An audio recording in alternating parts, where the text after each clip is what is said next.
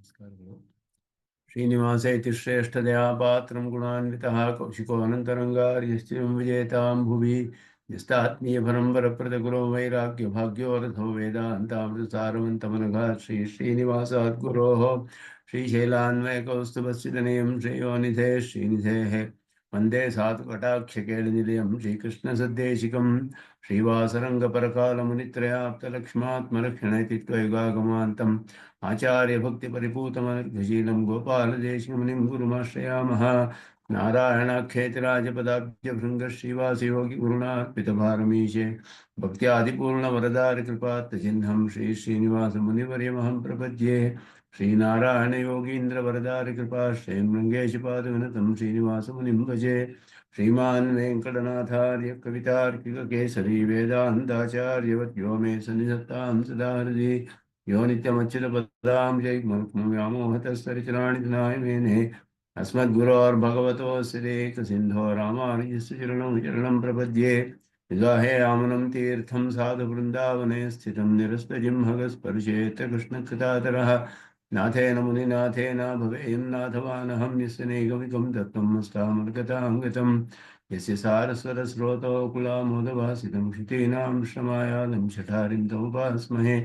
वन्दे वैकुण्ठसेनान्यं देवं सूत्रवती सखं यद्वेत्र शिखरस्पन्दे विश्वमेतद्व्यवस्थितं सह धर्मचरीं शौरेः सम्मन्त्रितजगद्धितामनुग्रहमयीं वन्दे नित्यमज्ञातनिग्रहां कमप्याद्यं गुरुं वन्दे कमलागृहमेधिनं प्रवक्ता छन्दसां वक्ता पञ्चरात्रस्य स्वयं वसुदेवसुतं देवं कंसचाणूरमर्दनं देवकी परमानन्दं कृष्णं वन्दे जगद्गुरुम्। पार्थाय प्रतिबोधितां भगवता नारायणेन स्वयं व्यासेन ग्रथितां पुराणमुनिना मध्ये महाभारतम् अद्वैतामृतवर्षिणीं भगवतीमष्टादशाध्यायिनीम् अम्ब त्वामनुसन्तधामि भगवद्गीते भगवद्वेषिणीं यत्पदाम्भोरुहध्यानविध्वस्ता शेषकल्मषः वस्तुतामुपयातोऽहं यामुनेयं नमामि तं यदि परिवृढो यद्गीतानामदर्शेदञ्जसा निगमपरिषन्नेदीयां संनिरामयमाशयम् जननपदवी यातायातश्रमापहरां धियं जनेतु समे देव श्रीमान् धनञ्जय सारथिः सन्तः सारमेयः चित्ततमः प्रमथिनीमिमां भजन्तु भगवद्गीता भाष्यतात्पर्यचन्द्रिकाम्। श्रीमते रामानुजाय नमः। श्रीमते निगमान्तमहादेशिकाय नमः।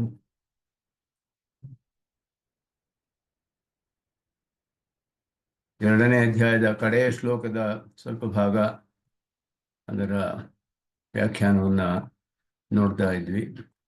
ಕಡೆಯ ಶ್ಲೋಕದಲ್ಲಿ ಎರಡನೇ ಅಧ್ಯಾಯದ ಅರ್ಥಗಳನ್ನೆಲ್ಲ ಸಂಗ್ರಹವಾಗಿ ಒಂದು ಶ್ಲೋಕದಲ್ಲಿ ಇಲ್ಲಿ ಹೇಳಲಾಗಿದೆ ಅಂತ ವ್ಯಾಖ್ಯಾನ ಮಾಡಿದ್ರು. ಏಷಾ ಬ್ರಾಹ್ಮೀ ಸ್ಥಿತಿ ಪಾರ್ಥ ನೈನಾಂ ಪ್ರಾಪ್ಯ ವಿಮುಖ್ಯತಿ ಸ್ಥಿತ್ವಾ ಅಸ್ಯಾಂ ಅಂತಕಾಲೇಪಿ ಬ್ರಹ್ಮನಿರ್ವಾಣಮುಚ್ಯತಿ. ಬ್ರಹ್ಮನಿರ್ವಾಣಂ ಅಂದರೆ ಆತ್ಮಾನುಭವ ಅಂತ ಅರ್ಥ. ಸುಖೈಕತಾನಂ ಆತ್ಮಾನಂ ಅವಾಪ್ನೋತಿ ನಿರ್ವಾಣಮಯಂ ಬ್ರಹ್ಮ ಗಚ್ಚತಿ ಅಂತ ಅರ್ಥ ಮಾಡಿದ್ರು. ಈ ಬ್ರಾಹ್ಮಿ ಸ್ಥಿತಿ ಅಂತ ಹೇಳುವಾಗ ಬ್ರಹ್ಮಪ್ರಾಪಿಕಾ ಅಂತ ಹೇಳಿದ್ರು. ಆ ಸ್ಥಿತಿ ಯಾವುದು ಅಂದರೆ ಜೀವಾತ್ಮನು ನಿತ್ಯನಾದವನು ಮೊದಲಾದ ಜ್ಞಾನಪೂರ್ವಕವಾಗಿ ಅಸಂಗ ಕರ್ಮಗಳನ್ನು ಮಾಡ್ತಾ ಇರೋದು, ಅದು ಕರ್ಮಯೋಗ. ಅದರಿಂದ ಸ್ಥಿತದಿ ಅನ್ನೋದು ಉಂಟಾಗುತ್ತೆ. ಸ್ಥಿತಪ್ರಜ್ಞತೆಗೆ ಸಾಧನ ಅದು. ಸ್ಥಿತದಿ ಲಕ್ಷ್ಯ ಅಂತ ಹೇಳಿದ್ರು, ಅದು ಸ್ಥಿತಪ್ರಜ್ಞತೆಗೆ ಸಾಧನವಾದದ್ದು. ಆದ್ದರಿಂದ ಇಲ್ಲಿ ಕರ್ಮಯೋಗದಲ್ಲಿ ಇಲ್ಲಿ ಉಪಸಂಹಾರ ಮಾಡ್ತಾ ಇರೋದು ಅಧ್ಯಾಯಾರ್ಥದಲ್ಲಿ ಕರ್ಮಯೋಗದ ವಿಷಯ. ಅದನ್ನ ಇಲ್ಲಿ ಹೇಳ್ತಾರೆ. ಏವಂ ಆತ್ಮಯಾಥಾತ್ಮ್ಯಂ ಯುದ್ಧಾಖ್ಯಸ್ಯ ಚ ಕರ್ಮಣಃ ತತ್ಪ್ರಾಪ್ತಿ ಸಾಧನತಾಂ ಅಜಾನತಃ. ಇಲ್ಲಿ ಆರಂಭಿಸಿದ್ದು ಶಾಸ್ತ್ರಾರಂಭ ಅರ್ಜುನನಿಗೆ ಆತ್ಮಯಾಥಾತ್ಮ್ಯವು ತಿಳಿದಿರಲಿಲ್ಲ.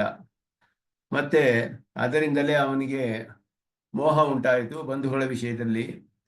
ಮತ್ತೆ ಯುದ್ಧ ಅನ್ನುವುದು, ಈ ಧರ್ಮಯುದ್ಧವು ಅವನ ವರ್ಣಾಶ್ರಮ ಧರ್ಮ ಅಂತ ಹೇಳಿದ್ದು, ಅದು ಕೂಡ ಅವನಿಗೆ ತಿಳಿದಿರಲಿಲ್ಲ. ಅದನ್ನ ಯುದ್ಧಾಖ್ಯಸ್ಯ ಕರ್ಮಣಃ ತತ್ ಪ್ರಾಪ್ತಿ ಸಾಧನತಾಂ, ಆತ್ಮಯಾಥಾತ್ಮ್ಯವನ್ನು ಪಡೆದುಕೊಳ್ಳೋಕ್ಕೂ ಕೂಡ ಇದು ಸಾಧನವಾಗುತ್ತೆ. ವರ್ಣಾಶ್ರಮ ಧರ್ಮಗಳ ಮೂಲಕ ಅವನು ಆತ್ಮಯಾಥಾತ್ಮ್ಯವನ್ನು ತಿಳಿದುಕೊಳ್ಬಹುದು. ಅದು ತಿಳಿದಿರಲಿಲ್ವಾ ಅವನಿಗೆ? ಯಾಕೆ ಅಂದರೆ ಶರೀರಾತ್ಮಜ್ಞಾನೇನ ಮೋಹಿತಸ್ಯ, ಶರೀರಾತ್ಮಜ್ಞಾನದಿಂದ ಅವನಿಗೆ ಮೋಹ ಉಂಟಾಗಿದ್ದರಿಂದ ಆ ಒಂದು ಮೋಹದ ಕಾರಣವಾಗಿಯೇ ಯುದ್ಧಾತ್ ನಿವೃತ್ತಸ್ಯ, ಯುದ್ಧ ಮಾಡುವುದಿಲ್ಲ ಅಂತ ಹೇಳಿದಂತಹ ಅರ್ಜುನನಿಗೆ ಆ ಮೋಹವನ್ನು ಹೋಗಿಸುವುದಕ್ಕೋಸ್ಕರ ಮೋಹಶಾಂತಯೇ ನಿತ್ಯಾತ್ಮ ವಿಷಯ ಸಾಂಖ್ಯ ಬುದ್ಧಿ. ಸಾಂಖ್ಯ ಬುದ್ಧಿ ಅಂದರೆ ಜೀವಾತ್ಮನ ತತ್ವಜ್ಞಾನ, ಜೀವಾತ್ಮನ ಸ್ವರೂಪ ಜ್ಞಾನ ಅಂತ ಅರ್ಥ. ಸಂಖ್ಯಾ ಬುದ್ಧಿ ಅಂತ ಹೇಳಿ, ಸಾಂಖ್ಯ ಅಂದರೆ ಆತ್ಮತತ್ವಜ್ಞಾನ ಅಂತ ಹೇಳಿಬಿಟ್ಟು ಹೇಳ್ತಾರೆ. ಅದು ಹಿಂದೆ ಒಂದು ಶ್ಲೋಕದಲ್ಲಿ ಹೇಳಲ್ಪಟ್ಟಿತು. ಅದರ ಜ್ಞಾನದ ಮೂಲಕ ತತ್ಪೂರ್ವಿಕಾಚ, ಅದರ ಜ್ಞಾನದೊಡನೆ ಅಸಂಗ ಕರ್ಮಾನುಷ್ಠಾನ ರೂಪ ಕರ್ಮಯೋಗ ವಿಷಯ ಬುದ್ಧಿ, ಫಲದಲ್ಲಿ ಆಶೆ ಇಲ್ಲದೆ ಸಂಘವಿಲ್ಲದೆ ಮಾಡುವಂತಹ ಕರ್ಮಯೋಗ ಅದರ ಅನುಷ್ಠಾನದ ಆ ಒಂದು ವಿಷಯವಾದ ಅದನ್ನು ವಿಷಯವಾಗಿ ಉಳ್ಳ ಬುದ್ಧಿ ಸ್ಥಿತಪ್ರಜ್ಞತಾ ಯೋಗ ಸಾಧನಭೂತ, ಅದಕ್ಕೆ ಸ್ಥಿತಪ್ರಜ್ಞತೆಗೆ ಸಾಧನವಾಗುತ್ತೆ ಅನ್ನೋದು ದ್ವಿತೀಯ ಅಧ್ಯಾಯ ಪ್ರೋಕ್ತ. ದ್ವಿತೀಯ ಅಧ್ಯಾಯದಲ್ಲಿ, ಎರಡನೇ ಅಧ್ಯಾಯದಲ್ಲಿ ಅದುವೇ ಹೇಳಲ್ಪಟ್ಟಿದೆ. ಅದನ್ನು ಯಾಮುನಾಚಾರ್ಯರು ಸಂಗ್ರಹ ಮಾಡಿದಾಗ ಗೀತಾರ್ಥ ಸಂಗ್ರಹದಲ್ಲಿ ನಿತ್ಯಾತ್ಮ ಅಸಂಗ ಕರ್ಮೇಹ ಗೋಚರ ಸಾಂಖ್ಯಯೋಗಧೀಹಿ ದ್ವಿತೀಯ ಸ್ಥಿತದಿ ಲಕ್ಷ್ಯ ಪ್ರೋಕ್ತ ತನ್ಮೋಹ ಶಾಂತಯೇ, ಅದನ್ನೇ ಇಲ್ಲಿ ಉಪಯೋಗಿಸ್ತಾರೆ ಭಾಷ್ಯಕಾರರು ಹೇಳುವಾಗ. ಸ್ಥಿತದಿ ಲಕ್ಷ್ಯ ಅಂತ ಹೇಳಿದಾಗ ಮೊದಲು ಇದರಲ್ಲಿ ಆರಂಭದಲ್ಲಿ ವ್ಯಾಖ್ಯಾನದಲ್ಲಿ ಹೇಳುವಾಗ ಸ್ಥಿತದಿ ಲಕ್ಷ್ಯ ಅನ್ನುವುದು ಆಳವಂದಾರರು ಹೇಳಿರುವಂತಹ ಅವರ ಸಂಗ್ರಹದ ಶ್ಲೋಕದಲ್ಲಿ ಹೇಳಿರುವಂತಹದ್ದು. ಮತ್ತೆ ನಿತ್ಯಾತ್ಮ ಸಂಘಕರ್ಮೇಹ ಅನ್ನೋದು ನಿತ್ಯಾತ್ಮ ಜ್ಞಾನಪೂರ್ವಿಕ ಅಸಂಗಕರ್ಮಣಿ ಸ್ಥಿತಿ ಅನ್ನೋದು ಕೂಡ ಅದನ್ನೇ ಹೇಗೆ ಅವರು ಆಳವಂದಾರರ ಗೀತಾರ್ಥ ಸಂಗ್ರಹವನ್ನೇ ಅನುಸರಿಸಿ ವ್ಯಾಖ್ಯಾನ ಮಾಡಿದ್ದಾರೆ ಅನ್ನೋದು ಇಲ್ಲಿ ತಿಳಿಯುತ್ತೆ. ಅದರಿಂದಲೇ ಅವನಿಗೆ ಮೋಹದ ಶಾಂತಿ ಉಂಟಾಗುವುದು. ಅದನ್ನ ಇಲ್ಲಿ ಸ್ವಾಮಿ ದೇಶಿಕನ್ ಸ್ವಲ್ಪ ವಿವರಿಸ್ತಾರೆ. ನಿತ್ಯಾತ್ಮ ಜ್ಞಾನದ ಸಾಕ್ಷಾತ್ಕಾರಯೋರಪಿ ಪ್ರಕೃತತ್ವಾತ್ ಕರ್ಮನಿಷ್ಠಾ ಮಾತ್ರ ನಿಗಮನ ಪರ್ವಯಂ ಶ್ಲೋಕ ಇತ್ಯುಕ್ತಮಿತಿ ಶಂಕಾಯಾಮ್. ಇದು ನಿತ್ಯಾತ್ಮ ಜ್ಞಾನದ ಆತ್ಮಜ್ಞಾನವೂ ಹೇಳಲ್ಪಟ್ಟಿತು, ಅದರ ಸಾಕ್ಷಾತ್ಕಾರವು ಹೇಗೆ ಅನ್ನೋದು ಹೇಳಲ್ಪಟ್ಟಿತು. ಇದೆಲ್ಲ ಹೇಳಿದ್ರು ಕೂಡ ಕರ್ಮನಿಷ್ಠೆ ಮಾತ್ರವೇ ಇಲ್ಲಿ ಪ್ರಧಾನವಾಗಿ ಹೇಳಲ್ಪಟ್ಟಿದೆಯಲ್ಲ ಇಲ್ಲಿ ಅಂತ ಹೇಳಿದ್ರೆ, ಅದಕ್ಕೆ ಹೇಳ್ತಾರೆ ಪ್ರಧಾನಭೂತ ತದನುಬಂಧೇನ ಅನ್ಯ ಕಥನಮಿತಿ ದರ್ಶಯನ್ ಉತ್ತರಾಧ್ಯಾಯ ಚತುಷ್ಟಯ ಸಂಗತಿ ವಕ್ತು. ಅದರಿಂದ ಹೇಳೋದಕ್ಕೋಸ್ಕರ ಉಕ್ತಮರ್ಥಂಚ ಸಂಕಲಯ್ಯ ವದನ್ನೇ. ಪ್ರಧಾನವಾದ ವಿಷಯ ಕರ್ಮಯೋಗ, ಪ್ರಧಾನವಾದ ವಿಷಯ ಕರ್ಮನಿಷ್ಠೆ ಅಂತ ಹೇಳೋದು. ಅದಕ್ಕೆ ಅನುಸರಿಸಿ ಅದಕ್ಕೆ ಸೇರಿದಂತೆ ಬರುವುದು ಅನುಬಂಧ ಅಂದರೆ ಅದಕ್ಕೆ ಸೇರಿದಂತೆ ಮಿಕ್ಕ ವಿಷಯಗಳು ಹೇಳಲ್ಪಟ್ಟಿದೆ. ಇಲ್ಲಿ ಪ್ರಧಾನವಾದದ್ದು ಕರ್ಮನಿಷ್ಠೆಯೇ ಅನ್ನೋದು ನಿತ್ಯಾತ್ಮ ಇತ್ಯಾದಿಕಂ ದ್ವಿತೀಯಾಧ್ಯಾಯ ಅರ್ಥ ಸಂಗ್ರಹ ಶ್ಲೋಕವಂತೆ ವ್ಯಾಖ್ಯಾತಿ. ಅದುವೇ ಕೂಡ ಇಲ್ಲಿ ಈ ಕರ್ಮನಿಷ್ಠೆಯೇ ಇಲ್ಲಿ ಪ್ರಧಾನವಾದ ಉಪದೇಶ ಎರಡನೇ ಅಧ್ಯಾಯದಲ್ಲಿ. ಅದಕ್ಕೆ ಅನುಸರಿಸಿದಂತೆ ಆತ್ಮತತ್ವದ ವಿಷಯದಲ್ಲಿಯೂ ಮತ್ತೆ ಅದಕ್ಕೆ ಜ್ಞಾನಯೋಗದ ಸ್ಥಿತಪ್ರಜ್ಞತೆಯ ಲಕ್ಷಣ ಮೊದಲಾದೆಲ್ಲ ಹೇಳಲ್ಪಟ್ಟಿದೆ, ಆತ್ಮಾವಲೋಕನಕ್ಕೆ ಸಾಧನವಾದದ್ದು. ಆದರೆ ಪ್ರಧಾನವಾದ ಉಪದೇಶ ಕರ್ಮನಿಷ್ಠೆ, ಅಸಂಗ ಕರ್ಮಣಿ ಸ್ಥಿತಿ ಅಂತ ಹೇಳುವುದೇ ಪ್ರಧಾನವಾದದ್ದು. ಮೋಹಸ್ಯ ಹೇತು ಸ್ವರೂಪ ಕಾರ್ಯಾಣಿ ವಿಶದೇತಿ ಆತ್ಮೇತ್ಯಾದಿನ ನಿವೃತ್ತಸ್ಯ ಇತ್ಯಂತೇನ. ಇಲ್ಲಿ ಹೇಳುವಾಗ ಆತ್ಮಯಾಥಾತ್ಮ್ಯ ಅಂತ ಆರಂಭಿಸಿ ಯುದ್ಧಾಖ್ಯಸ್ಯ ಕರ್ಮಣಃ ತತ್ ಪ್ರಾಪ್ತಿ ಸಾಧನತಾಮಜಾನತಃ, ಯುದ್ಧ ಅನ್ನುವ ಕರ್ಮವು ಈ ಆತ್ಮಯಾಥಾತ್ಮ್ಯವನ್ನು ಪಡೆದುಕೊಳ್ಳೋಕೆ ಸಾಧನವಾಗುತ್ತೆ ಅನ್ನೋದು ತಿಳಿದಿರಲಿಲ್ಲ. ಶರೀರಾತ್ಮಜ್ಞಾನೇನ ಮೋಹಿತಸ್ಯ ತೇನ ಚ ಮೋಹೇನ ಯುದ್ಧಾತ್ ನಿವೃತ್ತಸ್ಯ, ಅಲ್ಲಿಯವರೆಗೂ ಆತ್ಮ ಅಂತ ಆರಂಭಿಸಿ ನಿವೃತ್ತಸ್ಯ ಇತಿ ಅಂತೇನ ಹೇತು ಸ್ವರೂಪ ಮೋಹಸ್ಯ ಹೇತು ಸ್ವರೂಪ ಕಾರ್ಯಾಣಿ ವಿಷಯದೇ. ಆ ಮೋಹದಕ್ಕೆ ಕಾರಣವೇನು, ಅದರ ಸ್ವರೂಪವೇನು, ಅದರ ಕಾರ್ಯಗಳೇನು, ಇದೆಲ್ಲವೂ ಹೇಳಲ್ಪಟ್ಟಿದೆ ಅಂತ ಹೇಳಿದ್ರು. ಅವನಿಗೆ ಶರೀರಾತ್ಮಜ್ಞಾನದಿಂದ ಮೋಹಿತವಾಗಿದ್ದ, ಆದ್ದರಿಂದ ಆ ಕಾರಣ ಶರೀರಾತ್ಮಜ್ಞಾನ, ಶರೀರವೇ ಆತ್ಮ ಅಂತ ತಿಳಿದಿದ್ದು. ಅದರಿಂದ ಅವನಿಗೆ ಕಾರ್ಯ ಏನು ಅಂದರೆ ಯುದ್ಧಾತ್ ನಿವೃತ್ತಸ್ಯ, ಯುದ್ಧದಿಂದ ನಿವೃತ್ತವಾಗಿದ್ದ. ಅದು ಕರ್ಮಣ, ಯುದ್ಧ ಅನ್ನುವ ಕರ್ಮವು ಅದಕ್ಕೆ ಪ್ರಾಪ್ತಿ ಸಾಧನ ಆತ್ಮಜ್ಞಾನಕ್ಕೆ ಅಂತ ತಿಳಿದಿಲ್ಲ. ಅದರಿಂದ ಅವನಿಗೆ ಶರೀರಾತ್ಮಜ್ಞಾನ ಬಂದು ಮೋಹ ಉಂಟಾಗಿ ಯುದ್ಧದಿಂದ ನಿವೃತ್ತನಾದ, ವರ್ಣಾಶ್ರಮ ಧರ್ಮವನ್ನು ಮಾಡದೆ ನಿವೃತ್ತನಾದ. ಇದೆಲ್ಲವೂ ಕೂಡ ಅದಕ್ಕೆ ಕಾರಣ ಸ್ವರೂಪ ಕಾರ್ಯಗಳೆಲ್ಲ ಈ ಮೋಹಕ್ಕೆ ಕಾರಣವೇನು, ಅದರ ಕಾರ್ಯಗಳೇನು ಮೊದಲಾದೆಲ್ಲ. ಕಾರ್ಯ ಅಂದರೆ ಯುದ್ಧ ಮಾಡದೆ ವರ್ಣಾಶ್ರಮ ಧರ್ಮವನ್ನು ಮಾಡಲಿಲ್ಲ ಅವನು, ಅದುವೇ ಅದರ ಎಫೆಕ್ಟ್ ಮೋಹತ್ಕೆ. ವ್ಯಾಖ್ಯಾನ ವ್ಯಾಖ್ಯೇಯಾತ್ಮಾನಂ ಆತ್ಮನ ಸಂಗ್ರಹ ಶ್ಲೋಕಸ್ಥ ಸಮಾಸಾಂತರ್ಗತ ದ್ವಯಸ್ಯ ಯಥಾಸಂಖ್ಯಂ ಸಂಬಂಧಂ ನಿತ್ಯಾತ್ಮೆ ಇತ್ಯಾದಿನ. ಅದರಿಂದ ಸಂಗ್ರಹ ಶ್ಲೋಕದಲ್ಲಿ ನಿತ್ಯಾತ್ಮ ಸಂಘಕರ್ಮೆ ಗೋಚರ ಸಾಂಖ್ಯ ಯೋಗಧೀಹಿ ಅಂತ ಹೇಳಿದ ಆ ಶಬ್ದದಲ್ಲಿ ಇರುವ ಅರ್ಥವನ್ನ ಇಲ್ಲಿ ನಿತ್ಯಾತ್ಮೆ ಇತ್ಯಾದಿನ ಹೇಳ್ತಿದ್ದಾರೆ ಅಂತ. ನಿತ್ಯಾತ್ಮ ವಿಷಯ ಸಾಂಖ್ಯ ಬುದ್ಧಿ ತತ್ಪೂರ್ವಿಕ ಸಂಘಕರ್ಮಾನುಷ್ಠಾನ ರೂಪ ಕರ್ಮಯೋಗ ವಿಷಯ ಬುದ್ಧಿ ಚಿತ್ತಪ್ರಜ್ಞಿತ ಯೋಗ ಸಾಧನಭೂತ ದ್ವಿತೀಯ ಅಧ್ಯಾಯ ಪ್ರೋಕ್ತ ಅನ್ನೋದು ಇಲ್ಲಿ ಅದರ ಅರ್ಥವನ್ನು ವಿವರಿಸ್ತಾ ಇದ್ದಾರೆ ಅಂತ ಹೇಳಿದ್ರು. ಇಲ್ಲಿ ಸಾಂಖ್ಯ ಬುದ್ಧಿ ಇತಿ ಕರ್ಮಯೋಗಾತ್ ಪ್ರಾಕ್ ಯೇಷಾ ತೇ ಭೀತ ಸಾಂಖ್ಯ ಬುದ್ಧಿ ಇತಿ ಉಕ್ತ ಆತ್ಮತತ್ವಜ್ಞಾನ ಮುಚ್ಯತೆ.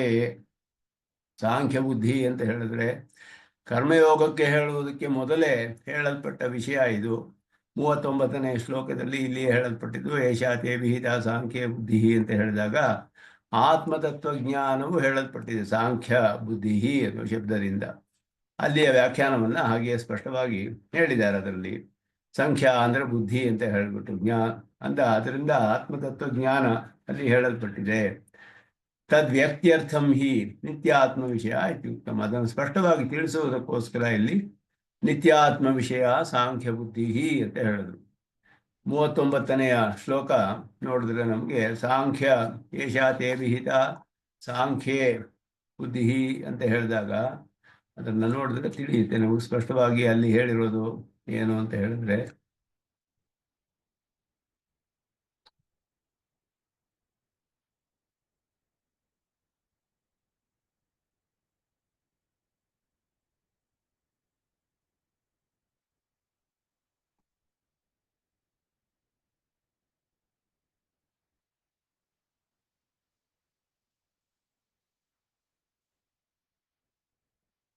ಒಂಬತ್ತನೇ ಶ್ಲೋಕ ಇದು. ಯೇಷಾ ತೇ ವಿಹಿತ ಸಾಂಖ್ಯೇ ಬುದ್ಧಿ ಯೋಗೇತು ಇಮಾಂ ಶೃಣು ಅಂತ ಹೇಳುವಾಗ ಸಂಖ್ಯಾ ಬುದ್ಧಿ ಬುದ್ಧಿಯ ಅವಧಾರಣೀಯಂ ಆತ್ಮತತ್ವಂ ಸಾಂಖ್ಯಂ ಅಂತ ಹೇಳಿದ್ರು. ಜ್ಞಾತವ್ಯೇ ಆತ್ಮತತ್ವೇ ತಜ್ಞಾನಾಯ ಬುದ್ಧಿ ಅದುವೇ ಸಾಂಖ್ಯ ಬುದ್ಧಿ ಅಂತ ಹೇಳಿರೋದು. ಬುದ್ಧಿಯ ಅವಧಿಹರಣೀಯಂ ಬುದ್ಧಿಯಲ್ಲಿ ನಿಶ್ಚಯಪಡಿಸ್ಕೊಳ್ಬೇಕಾದಂಥ ಆತ್ಮತತ್ವವು ಸಾಂಖ್ಯ ಅಂತ ಇಲ್ಲಿ ಕರ್ಮಯೋಗಕ್ಕೆ ಹೇಳುವುದಕ್ಕೆ ಮೊದಲು ಆರಂಭಿಸಿರುವಂತಹ ಶ್ಲೋಕದಲ್ಲಿ ಸಾಂಖ್ಯೇ ಬುದ್ಧಿ ಅಂತ ಹೇಳಿದ್ದು ಅದು ಆತ್ಮ ತತ್ವಜ್ಞಾನ ಅನ್ನೋದನ್ನ ಇಲ್ಲಿ ಸ್ಪಷ್ಟಪಡಿಸ್ತಾರೆ. ಅದನ್ನ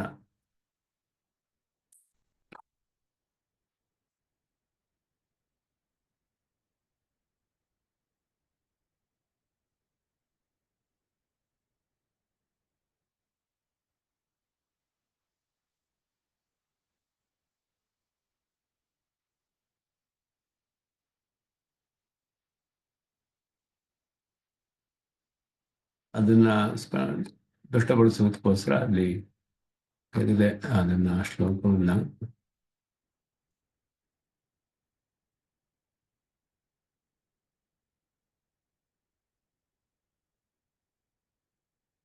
ಸಾಂಖ್ಯ ಬುದ್ಧಿ ಸಂಖ್ಯಾ ಅಂತ ಹೇಳಿದುವಾಗ ಸಾಂಖ್ಯೆ ಅದನ್ನ ಇಲ್ಲಿ ಸ್ಪಷ್ಟಪಡಿಸ್ತಾರೆ ಸ್ವಾಮಿ ದೇಶಿಕನ್ ತಾತ್ಪರ್ಯ ಚಂದ್ರಿಕೆಯಲ್ಲಿ. ಕರ್ಮಯೋಗ ಯೇಷಾ ತೇ ವಿಹಿತ ಸಾಂಖ್ಯೆ ಬುದ್ಧಿ ಅಂತ ಹೇಳಿದ ಆತ್ಮತತ್ವಜ್ಞಾನವು ಹೇಳಲ್ಪಟ್ಟಿದೆ ಇಲ್ಲಿ. ಆದ್ದರಿಂದ ಅದು ಈ ಸಾಂಖ್ಯ ಅನ್ನೋದು ಬುದ್ಧಿ ಜ್ಞಾನ ಯೋಗ ಮೊದಲಾದ ಶಬ್ದಗಳೆಲ್ಲ ಅನೇಕ ಅರ್ಥಗಳಲ್ಲಿ ಬರುತ್ತೆ ಗೀತಾ ಭಾಷೆಯಲ್ಲಿ ಭಗವದ್ಗೀತೆಯಲ್ಲಿ. ಅದೆಲ್ಲ ಪ್ರಕರಣಕ್ಕೆ ಅನುಗುಣವಾಗಿ ಪೂರ್ವಾಪರವನ್ನೆಲ್ಲ ನೋಡಿ ಪರೀಕ್ಷಿಸಿ ಅರ್ಥವನ್ನು ನಾವು ನಿಶ್ಚಯ ಮಾಡಿಕೊಳ್ಬೇಕು ಅಂತ ಹೇಳುದು. ಜ್ಞಾನ ಯೋಗಸ್ತು ಕರ್ಮಯೋಗ ಸಾಧ್ಯತೆಯ ಅನಂತರಂ ಪೃಥಗೇವ ಉಪಾದೀಯತೆ. ಮುಂದೆ ನಂತರ ಬೇರೆಯಾಗಿ ಕರ್ಮಯೋಗದಿಂದ ಸಾಧಿಸಲ್ಪಡುವುದು ಜ್ಞಾನಯೋಗ. ಆದ್ದರಿಂದ ಅದು ಬೇರೆಯಾಗಿ ಉಪದೇಶಿಸಲ್ಪಡುತ್ತೆ ಮುಂದೆ ಜ್ಞಾನಯೋಗ. ಆದ್ದರಿಂದ ಇಲ್ಲಿ ಸ್ಥಿತದಿ ಲಕ್ಷ್ಯ ಅಂತ ಹೇಳಿದ್ರೆ ಸ್ಥಿತದಿ ಅನ್ನುವಂತಹ ಸ್ಥಿರವಾದ ಬುದ್ಧಿ ಆತ್ಮತತ್ವ ವಿಷಯದಲ್ಲಿ ಅದಕ್ಕೆ ಸಾಧನವಾದದ್ದು ಹೇಳಲ್ಪಡುತ್ತೆ. ಅದು ಅದಕ್ಕೆ ತಲ್ಲಕ್ಷ್ಯತ್ವಂ ಚ ತತ್ ಸಾಧನತ್ವಂ, ಅದನ್ನ ಲಕ್ಷ್ಯವಾಗಿ ಉಳ್ಳದು ಅಂದರೆ ಅದಕ್ಕೆ ಸಾಧನವಾದದ್ದು ಅಂತ ಅರ್ಥ.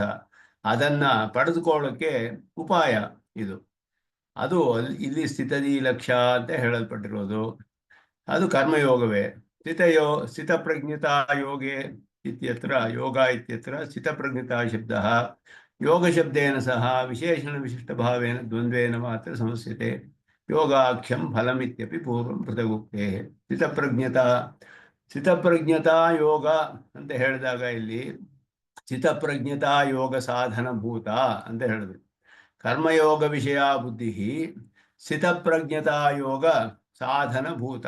ಸ್ಥಿತಪ್ರಜ್ಞತೆ ಎನ್ನುವ ಯೋಗಕ್ಕೆ ಸಾಧನವಾದಂತಹ ಕರ್ಮಯೋಗವನ್ನು ವಿಷಯವಾಗಿ ಉಳ್ಳ ಬುದ್ಧಿ ಅಂತ ಅರ್ಥ ಮಾಡಿದ್ರು. ಇಲ್ಲಿ ಆ ಸ್ಥಿತಪ್ರಜ್ಞತೆಗೆ ಅನ್ನುವ ಯೋಗಕ್ಕೆ, ಸ್ಥಿತಪ್ರಜ್ಞತಾ ಯೋಗಕ್ಕೆ ಸಾಧನವಾದದ್ದು ಅಂತ ಹೇಳಿದಾಗ ಇಲ್ಲಿ ಯೋಗ ಶಬ್ದವು ವಿಶೇಷಣ ವಿಶೇಷ ಭಾವದಿಂದ ಸ್ಥಿತಪ್ರಜ್ಞತಾ ಶಬ್ದ ಯೋಗ ಶಬ್ದೇನ ಸಹ ವಿಶೇಷಣ ವಿಶೇಷ ಭಾವೇನ ಸ್ಥಿತಪ್ರಜ್ಞತಾ ವಿಶಿಷ್ಟವಾದ ಯೋಗ ಅಂತ ಅರ್ಥ.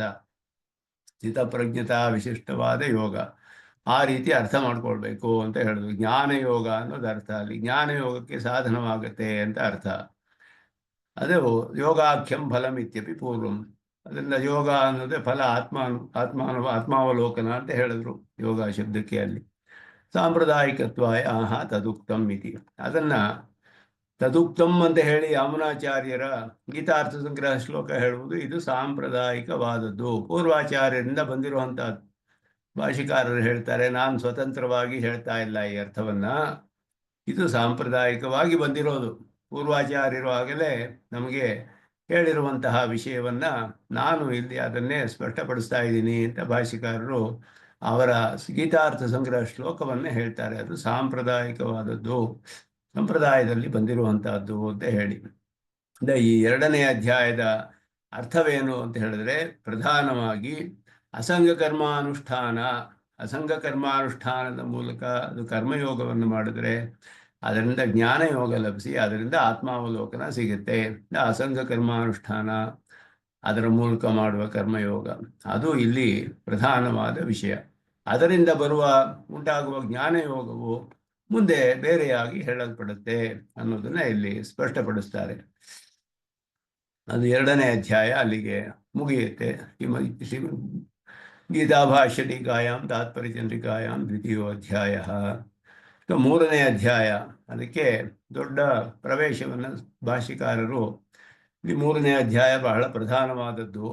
ಇದರಿಂದ ಕರ್ಮಯೋಗದ ವಿಷಯ ಬರುತ್ತೆ. ಕರ್ಮಯೋಗದ ವಿಷಯ, ಅದರಲ್ಲಿ ಭಕ್ತಿಯೋಗವನ್ನು ಹೇಳಕ್ಕೆ ಆರಂಭಿಸಿರುವಂತಹದ್ದು. ಅದಕ್ಕೆ ಆತ್ಮಜ್ಞಾನದ ಅವಶ್ಯಕತೆ ಯಾಕೆ, ಏನಿದೆ, ಅದಕ್ಕೆ ಆತ್ಮಜ್ಞಾನವನ್ನು ಏಕೆ ತಿಳಿಬೇಕದನ್ನು. ಭಕ್ತಿಯೋಗ ತಾನೇ ಉಪದೇಶ ಮಾಡ್ತಾ ಇರೋದು. ಬ್ರಹ್ಮವಿದ್ಯಾ ಪ್ರಕರಣವಾಯ್ತಲ್ಲ, ಇದರಲ್ಲಿ ಭಕ್ತಿಯೋಗವನ್ನೇ ನೇರವಾಗಿ ಹೇಳಬೇಕು. ಆತ್ಮ ಸಾಕ್ಷಾತ್ಕಾರ ಯಾಕೆ, ಪರಮಾತ್ಮನಂತ ತಿಳಿಬೇಕಾದ್ದು ಭಕ್ತಿಯೋಗದಲ್ಲಿ. ಅವನೇ ತಾನೇ ಉಪಾಸ್ಯನಾದವನು ಅನ್ನುವ ಪ್ರಶ್ನೆ ಬರುತ್ತೆ. ಮೊದಲು ಯಾಕೆ ಕರ್ಮಯೋಗ ಹೇಳಿ ಆತ್ಮಜ್ಞಾನವನ್ನು ಪಡೆದುಕೊಳ್ಬೇಕು ಅಂತ ಉಪದೇಶ ಮಾಡಿರುವಂತಹದ್ದು ಇಲ್ಲಿ. ಅದನ್ನೆಲ್ಲ ಇಲ್ಲಿ ಸ್ಪಷ್ಟಪಡಿಸ್ತಾರೆ ಭಾಷಿಕಾರರು. ತದೇವಂ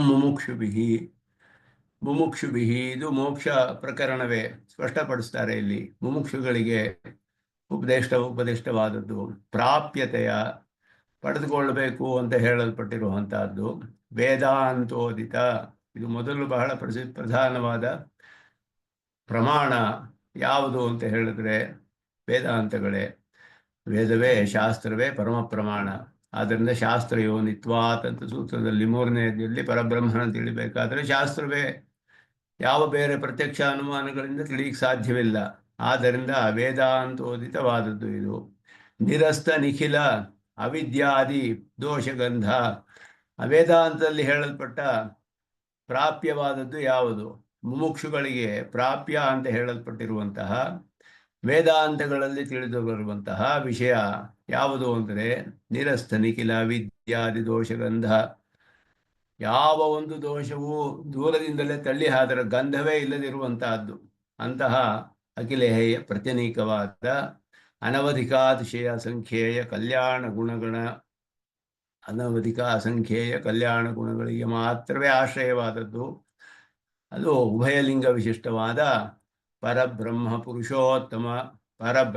ಪುರುಷೋತ್ತಮ ಅಂತ ಹೇಳಲ್ಪಟ್ಟಿರುವಂಥವನು. ಪ್ರಾಪ್ತಿ ಉಪಾಯಭೂತ, ಅವನನ್ನು ಪಡೆದುಕೊಳ್ಳೋದಕ್ಕೆ ಉಪಾಯವಾದಂತಹ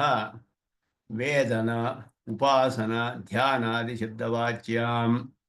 ವೇದನ, ಉಪಾಸನೆ, ಧ್ಯಾನ ಇದೆಲ್ಲ ಪರ್ಯಾಯ ಪದಗಳು. ಇಲ್ಲಿ ವೇದದಲ್ಲಿ ಹೇಳಿರುವಂತಹ ವೇದಾಂತಗಳಲ್ಲಿ, ಉಪನಿಷತ್ತುಗಳಲ್ಲಿ ವೇದ ಅಂತ ಹೇಳಿದೆ, ಉಪಾಸೀತ ಅಂತ ಹೇಳಿದೆ, ಧ್ಯಾಯೀತ ಅಂತ ಹೇಳಿದೆ. ಎಲ್ಲದಕ್ಕೂ ಕೂಡ ಒಂದೇ ಅರ್ಥ, ಉಪಾಸನೆಯೇ ಅದಕ್ಕೆಲ್ಲವೂ ಅರ್ಥ. ಆ ಶಬ್ದದಿಂದ ಹೇಳಲ್ಪಡುವಂತಹ ತದೈಕಾಂತಿಕ ಆತ್ಯಂತಿಕ ಭಕ್ತಿಂ ವಕ್ತುಂ, ತದ್ ಏಕಾಂತಿಕ ಆತ್ಯಂತಿಕ ಭಕ್ತಿಂ ವಕ್ತುಂ. ಏಕಾಂತವೂ ಆಗಿದೆ, ಆತ್ಯಂತಿಕವೂ ಆಗಿದೆ. ಎಂದೆಂದಿಗೂ ಅವನಲ್ಲಿಯೇ ಭಕ್ತಿ, ಅವನೊಬ್ಬನಲ್ಲಿಯೇ ಭಕ್ತಿ, ಬೇರೆ ಎಲ್ಲಿಯೂ ಯಾವುದರಲ್ಲಿಯೂ ಇಲ್ಲದೇ ಇರುವಂತಹದ್ದು. ಆ ಪರಮಾತ್ಮನಲ್ಲಿಯೇ ಭಕ್ತಿ, ಅವನನ್ನು ಏಕಾಂತವಾಗಿ ಆತ್ಯಂತಿಕವಾಗಿಯೂ ಎಂದೆಂದೂ ಅವನಲ್ಲಿ ಅದು ಮುಂದುವರಿಯುತ್ತೆ. ಅಂತಹ ಮತ್ತೆ ಎಲ್ಲಿಯೂ ಹೋಗೋದಿಲ್ಲ. ಭಕ್ತಿ ಅನ್ನೋದು ಪರಮಾತ್ಮನಲ್ಲಿಯೇ ನಿಷ್ಠವಾಗಿರುವಂತಹದ್ದು.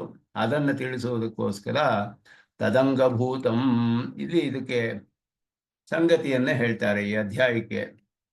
ಪ್ರಧಾನವಾಗಿ ಹೇಳಬೇಕಾದ್ದು ಏನು ಗೀತಾಶಾಸ್ತ್ರದಲ್ಲಿ ಅಂದರೆ, ಪ್ರಾಪ್ಯ ಅಂತ ಹೇಳಲ್ಪಟ್ಟ ವೇದಾಂತಗಳಲ್ಲಿ ಉಭಯಲಿಂಗ ವಿಶಿಷ್ಟನಾದ ಅಖಿಲ ಅವಿದ್ಯಾದಿದೋಷ ನಿಖಿಲ ಅವಿದ್ಯಾದಿದೋಷ ಗಂಧ ನಿರಸ್ತ, ಅವನು ಅನವಧಿಕ ಅಸಂಖ್ಯೇಯ ಕಲ್ಯಾಣ ಗುಣಗಣ ವಿಶಿಷ್ಟನಾದ ಪರಬ್ರಹ್ಮ ಪುರುಷೋತ್ತಮ ಮೊದಲಾಗಿ ಹೇಳಲ್ಪಟ್ಟವನು.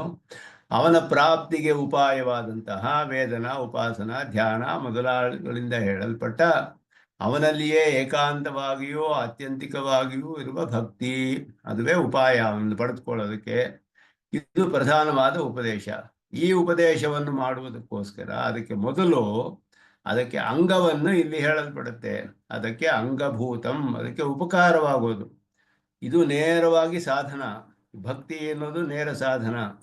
ಐಕಾಂತಿಕ ಆತ್ಯಂತಿಕ ಭಕ್ತಿ ಪ್ರಧಾನವಾಗಿ ನೇರವಾಗಿ ಸಾಧನವಾಗುತ್ತೆ. ಅದಕ್ಕೆ ಅಂಗ, ಅದಕ್ಕೆ ಉಪಕಾರ ಮಾಡುವಂತಹದ್ದು, ಆಕ್ಸೆಸರಿ ಅಂತ ಹೇಳೋದು. ಅದು ಯ ಆತ್ಮ ಪಹತ ಪಾಪ್ಮ ಇತ್ಯಾದಿ ಪ್ರಜಾಪತಿ ವಾಕ್ಯೋದಿತಂ ಪ್ರಾಪ್ತು ಆತ್ಮನಃ ಯಾಥಾತ್ಮ್ಯ ದರ್ಶನಂ. ಆತ್ಮ ಅಪಹತ ಪಾಪ್ಮ ವಿಜರೋ ಮೃತ್ಯು ವಿಶೋಕಃ ವಿಜಿಘತ್ಸಃ ಅಪಿಪಾಸಃ ಸತ್ಯಕಾಮಃ ಸತ್ಯ ಸಂಕಲ್ಪಕಃ ಅಂತ ಪ್ರಜಾಪತಿಯು ಒಂದು ಎಲ್ಲರಿಗೂ ಹೇಳ್ತಾನೆ. ಆತ್ಮನನ್ನು ಪಡೆದುಕೊಂಡ್ರೆ ಸರ್ವೇಶು ಲೋಕೇಶು ಕಾಮಚಾರೋ ಭವತಿ. ಛಾಂದೋಗ್ಯ ಉಪನಿಷತ್ತಿನಲ್ಲಿ ದಹರ ವಿದ್ಯಾ ಪ್ರಕರಣ ಅಂತ 8ನೇ ಅಧ್ಯಾಯ, ಕಡೆಯ ಅಧ್ಯಾಯ. ಅದರಲ್ಲಿ ಆರಂಭದಲ್ಲಿ ಹೇಳುವಾಗ ದಹರ ಉಪಾಸನೆ ಆ ಪ್ರಕರಣದ ಅರ್ಥ ಅಲ್ಲಿ ಹೇಳಲ್ಪಟ್ಟಿರೋದು. ಹೃದಯದ ಬ್ರಹ್ಮಪುರ ಅಂತ ಹೇಳುವ ಈ ದೇಹದಲ್ಲಿ ಒಂದು ಚಿಕ್ಕ ಹೃದಯವಿದೆ, ಕಮಲಾಕಾರದಲ್ಲಿ, ಕಮಲದ ಆಕಾರದಲ್ಲಿ ಒಂದು ಸ್ಥಳವಿದೆ. ಅದರ ಒಳಗಡೆ ಒಂದು ಚಿಕ್ಕ ಆಕಾಶವಿದೆ. ಅದರ ಒಳಗಡೆ ಏನಿದೆಯೋ ಅದನ್ನು ಉಪಾಸನೆ ಮಾಡಿ ಅಂತ ಉಪದೇಶ ಮಾಡುತ್ತೆ. ದಹರಃ ಅಸ್ಮಿನ್ ಅಂತರಾಕಾಶ ತಸ್ಮಿನ್ ಯದಂತಹ ತದುಪಾಸಿತವ್ಯಂ. ಆಗ ಇಲ್ಲಿ ಏನಿದೆ ಅಂತ ಶಿಷ್ಯರು ಕೇಳಿದ್ರೆ ಆಚಾರ್ಯರು ಏನು ಹೇಳಬೇಕು ಅಂದರೆ, ಆತ್ಮ ಅಪಹತ ಪಾಪ್ಮ ವಿಜರೋ ಮೃತ್ಯು ವಿಶೋಕ, ಅಷ್ಟಗುಣ ವಿಶಿಷ್ಟನಾದ ಆತ್ಮ ಇದ್ದಾನೆ ಅಂತ ಹೇಳಿ. ಅದರ ಒಳಗಡೆ ಏನಿದೆ ಅಂದರೆ ಅಷ್ಟ ಗುಣಗಳು ಇದೆ.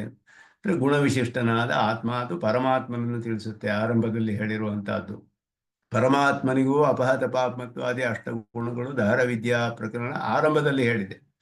ಅದು ಹೇಳಿ ಇಷ್ಟು ಚಿಕ್ಕ ಸ್ಥಳದಲ್ಲಿದ್ದಾನಲ್ಲ ಇವನು, ದೇಹದೊಳಗಡೆ. ದೇಹವು ನಾಶವಾದರೆ ಏನಾಗುತ್ತೆ ಇವನಿಗೆ? ಏತಜ್ಜರ್ಯ ನೈತಜ್ಜೀರ್ಯತಿ ನ ಏತಜ್ಜರ್ಯ ತಜ್ಜೀರ್ಯತಿ ನ ವಧಯಾಸ್ಯ ಹನ್ಯತೆ. ಈ ದೇಹಕ್ಕೆ ಜರೆ ಬಂದರೆ ಆತ್ಮನಿಗೆ ಜರೆ ಬರೋದಿಲ್ಲ. ಇದು ನಾಶವಾದರೆ ಅವನು ನಾಶವಾಗೋದಿಲ್ಲ ಅಂತೆಲ್ಲ ಹೇಳಿ ಬ್ರಹ್ಮನಲ್ಲಿ. ಹಾಗಾದರೆ ಇಷ್ಟು ಚಿಕ್ಕ ಸ್ಥಳದಲ್ಲಿದ್ದಾನಲ್ಲ ಅವನು ಯಾರು ಅಂತ ಹೇಳಿದ್ರೆ, ಹೊರಗಡೆ ಆಕಾಶದಲ್ಲಿ ಏನೇನಿದೆಯೋ ಎಲ್ಲವೂ ಈ ಒಳಗಡೆ ಇರುವ ಆಕಾಶದಲ್ಲಿ ಇದೆ ಅದೆಲ್ಲ ಅಲ್ಲಿ ಉಪದೇಶವಾಗಿದೆ.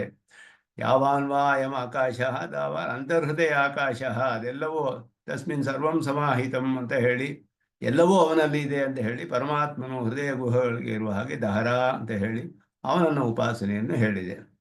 ಆ ಉಪಾಸನೆ ಎಲ್ಲ ಹೇಳಿದ ಮೇಲೆ ಕಡೆಯಲ್ಲಿ ಇನ್ನೊಂದು ಸಣ್ಣ ಪ್ರಕರಣ ಅದಕ್ಕೆ ಸೇರಿದ ಹಾಗೆ ಬರುತ್ತೆ.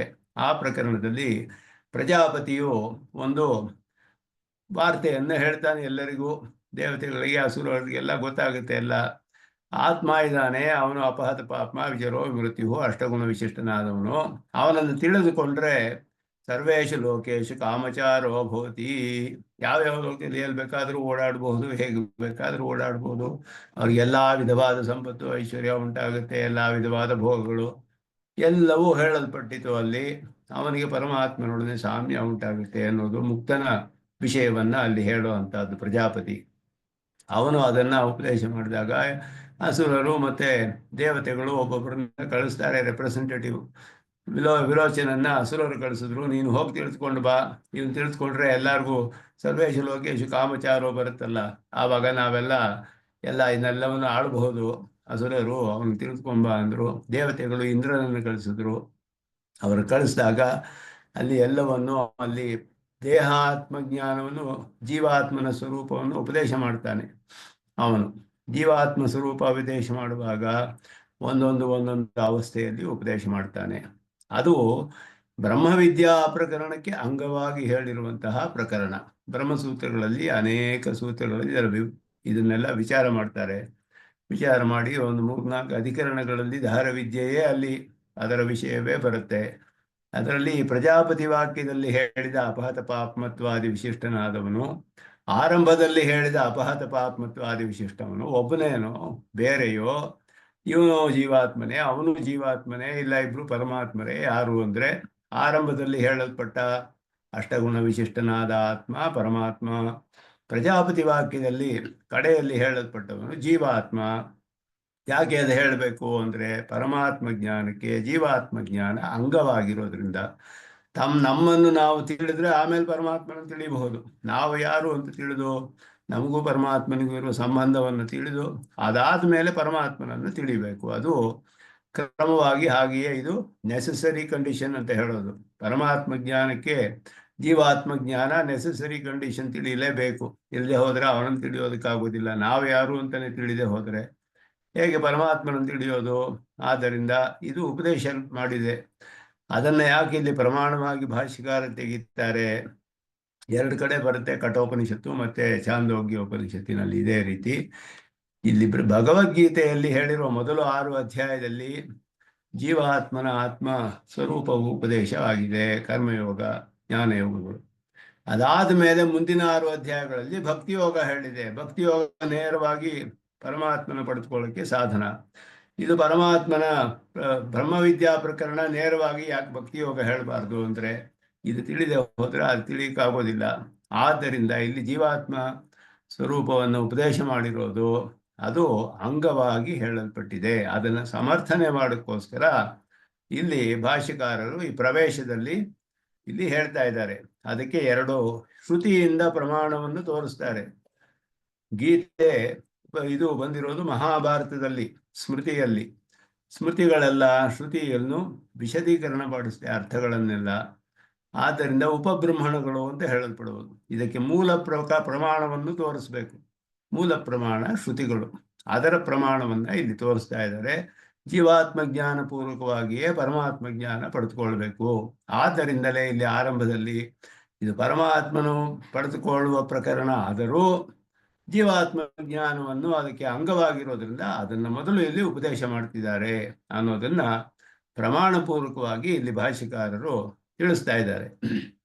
ಅದನ್ನ ಇಲ್ಲಿ ಹೇಳ್ತಿದ್ದಾರೆ. ಇಲ್ಲಿ ತದಂಗಭೂತಂ ಯಾತ್ಮಾಪಹತ ಪಾಪ್ಮ ಇತ್ಯಾದಿ ಪ್ರಜಾಪತಿ ವಾಕ್ಯೋದಿತಂ ಪ್ರಾಪ್ತು ಆತ್ಮನಃ ಯಾಥಾತ್ಮ್ಯ ದರ್ಶನಂ.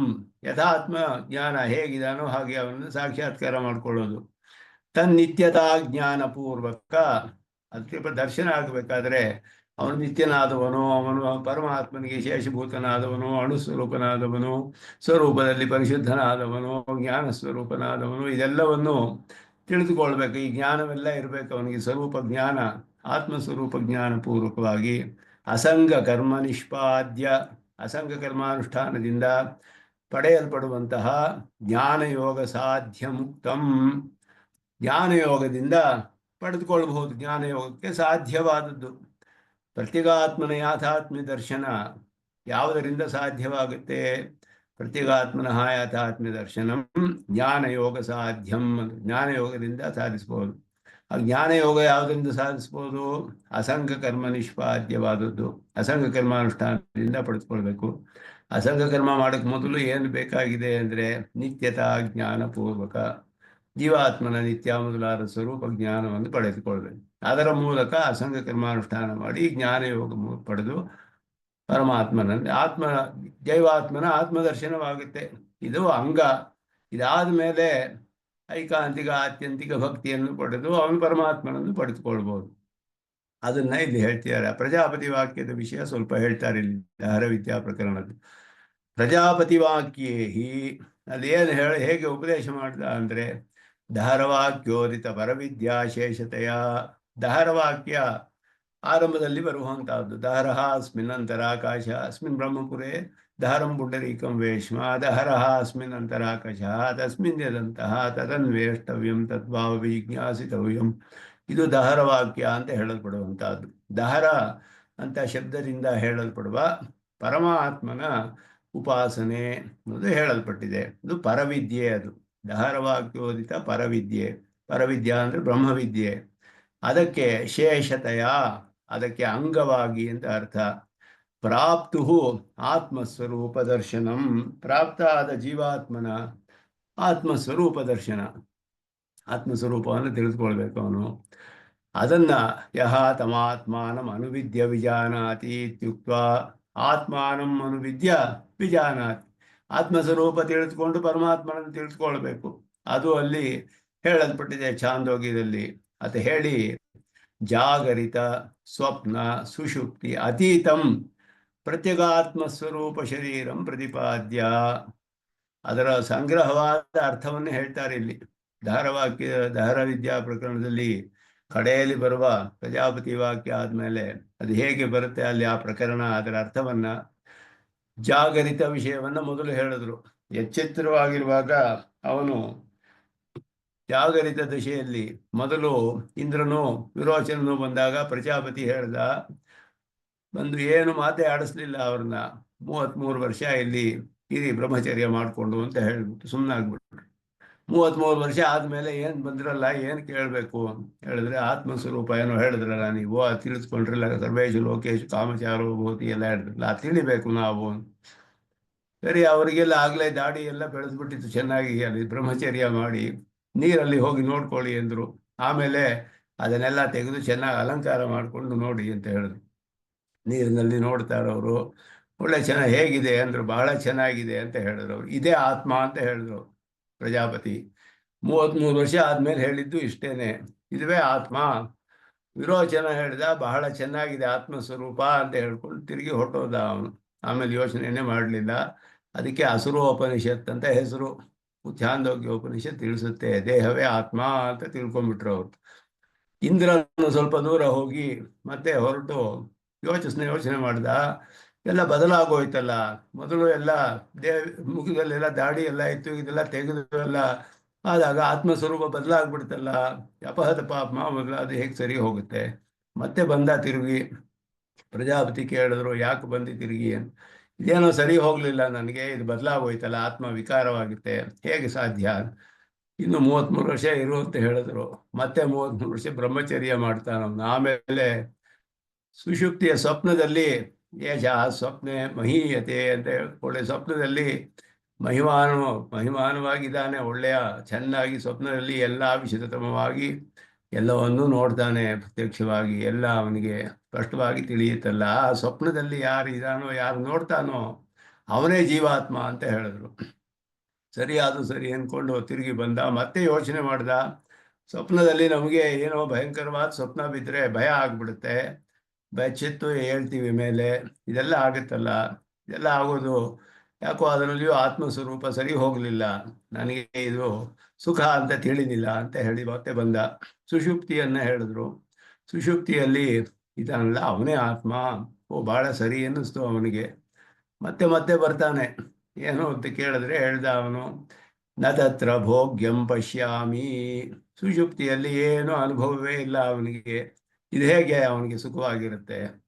ಯಾವ ಅನುಭವವೂ ಇಲ್ಲದೆ ಇರುವ ಸುಷುಪ್ತಿ ಆತ್ಮಸ್ವರೂಪ ಅಂತ ಹೇಳಿದ್ರೆ ಏನು ಪ್ರಯೋಜನ? ಅದರಿಂದ ಏನು ಪ್ರಯೋಜನವೇ ಇಲ್ವಲ್ಲ. ಅನುಭವ ಇರಬೇಕಲ್ಲ, ಅಲ್ಲಿ ಚೆನ್ನಾಗಿ ಅನುಭವ.